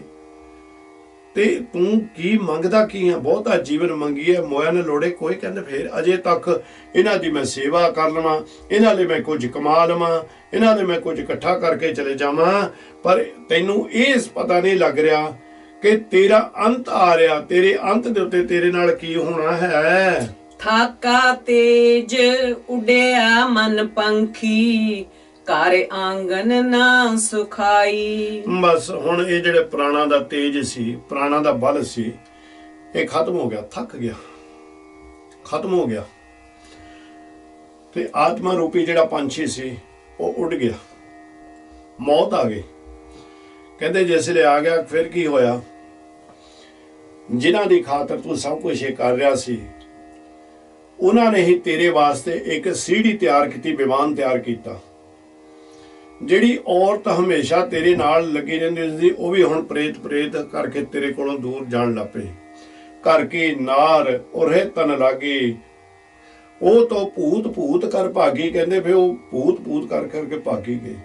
ਕਾਰੇ ਆਂਗਨ ਨਾ ਸੁਖਾਈ। ਕਹਿੰਦੇ ਤੈਨੂੰ ਚੰਗਾ ਜਿਹੜੇ ਘਰ ਦਾ ਤੂੰ ਮਾਲਕ ਸੀ, ਜਿਹੜਾ ਸਭ ਕੁਝ ਇਕੱਠਾ ਹੋਇਆ ਸੀ, ਹੁਣ ਉੱਥੇ ਤੇਰੀ ਮਰੀ ਹੋਈ ਮ੍ਰਿਤਕ ਦੇਹ ਪਈ ਆ, ਤਾਂ ਤੇਰਾ ਸਾਰਾ ਪਰਿਵਾਰ ਕਹਿੰਦੇ ਚੱਕੋ, ਇਹ ਹੁਣ ਚੰਗਾ ਨਹੀਂ ਲੱਗਦਾ, ਇੱਥੇ ਬੈਠਾ ਇੱਥੇ ਪਿਆ ਨਹੀਂ ਚੰਗਾ ਲੱਗਦਾ। ਬੇਣੀ ਕਹੈ ਸੁਨੋ ਰੇ ਭਗਤੋ, ਮਰਨ ਮੁਕਤ ਕਿਨ ਪਾਈ। ਵਾਹ ਭਗਤ ਜੀ, ਕਮਾਲ ਹੀ ਕਰ ਦਿੱਤੀ ਤੁਸੀਂ ਤਾਂ। ਕਹਿੰਦੇ ਬੇਣੀ ਕਹੈ ਸੁਨੋ ਰੇ ਭਗਤੋ, ਇਹ ਸੰਸਾਰ ਦੇ ਜੀਵੋ ਮੇਰੀ ਇੱਕ ਗੱਲ ਸੁਣ ਲਵੋ, ਮਰਨ ਮੁਕਤ ਕਿਨ ਪਾਈ, ਮਰਨ ਤੋਂ ਬਾਅਦ ਮੁਕਤੀ ਕਿਹਨੇ ਪਾਈ ਹੈ? ਇਹਦਾ ਗਿਆਨ ਕਿੱਥੋਂ ਹੁਣ ਤੁਸੀਂ ਸਾਨੂੰ ਦਵੋਗੇ? ਇੱਥੇ ਆਪਾਂ ਅੱਜ ਸਮਾਪਤੀ ਕਰ ਦੇਣੀ ਆ। ਤੇ ਮਹਾਰਾਜ ਤਾਂ ਹੀ ਕਹਿੰਦੇ ਉੱਥੇ ਭਗਤ ਜੀ ਨੇ ਕਹਾ ਵੀ ਕਹਿਣਾ, ਮੂਏ ਹੋਏ ਜੋ ਮੁਕਤ ਦੇਗੋ, ਮੁਕਤ ਨਾ ਜਾਣੇ ਕੋਈ ਨਾ। ਤੇਰੀ ਮੁਕਤੀ ਨੂੰ ਕੋਈ ਨਹੀਂ ਪਛਾਣੇਗਾ, परमात्मा की जे भाई बंदगी इत्थे करांगे असी सुख भरा जीवन इत्थे बतीत करांगे, आनंद दे विच रहांगे, इत्थे जीवन की बाजी नूं जित के जाएंगे, फिर ही जो असी इस संसार दे उत्ते अपने होश हवाश दे विच करांगे उही साडे अंत दे समय दे उत्ते काम आउणा। नहीं तां इह तों बाद जिसले साडी मौत आ जाणी, ना किसी ने आण के दस्सिया पर मैं कित्थे ते ना ही कोई दसेगा। तां ही भगत जी इह संसार नूं बहुत ठोक के ज्ञान दिंदे ने। बेणी कहे सुनो रे भगतो, कहंदे संसार दे लोको एक दिन इस तरह का आना ही है, बड़े भा तेरे ते भी आना है। जिहड़े लालच करके तू जिन्हां दी खातिर लालच करना उन्होंने तेनों अग दे के सेक दे उत्ते पाउणा ही पाउणा एक दिन। जिहड़ी औरत हर वेले तेरे नाल रंगिंदी उन्हें भी तेनों देख के कहना मैनूं इहदे कोलों हुण डर लगना शुरू हो गया है।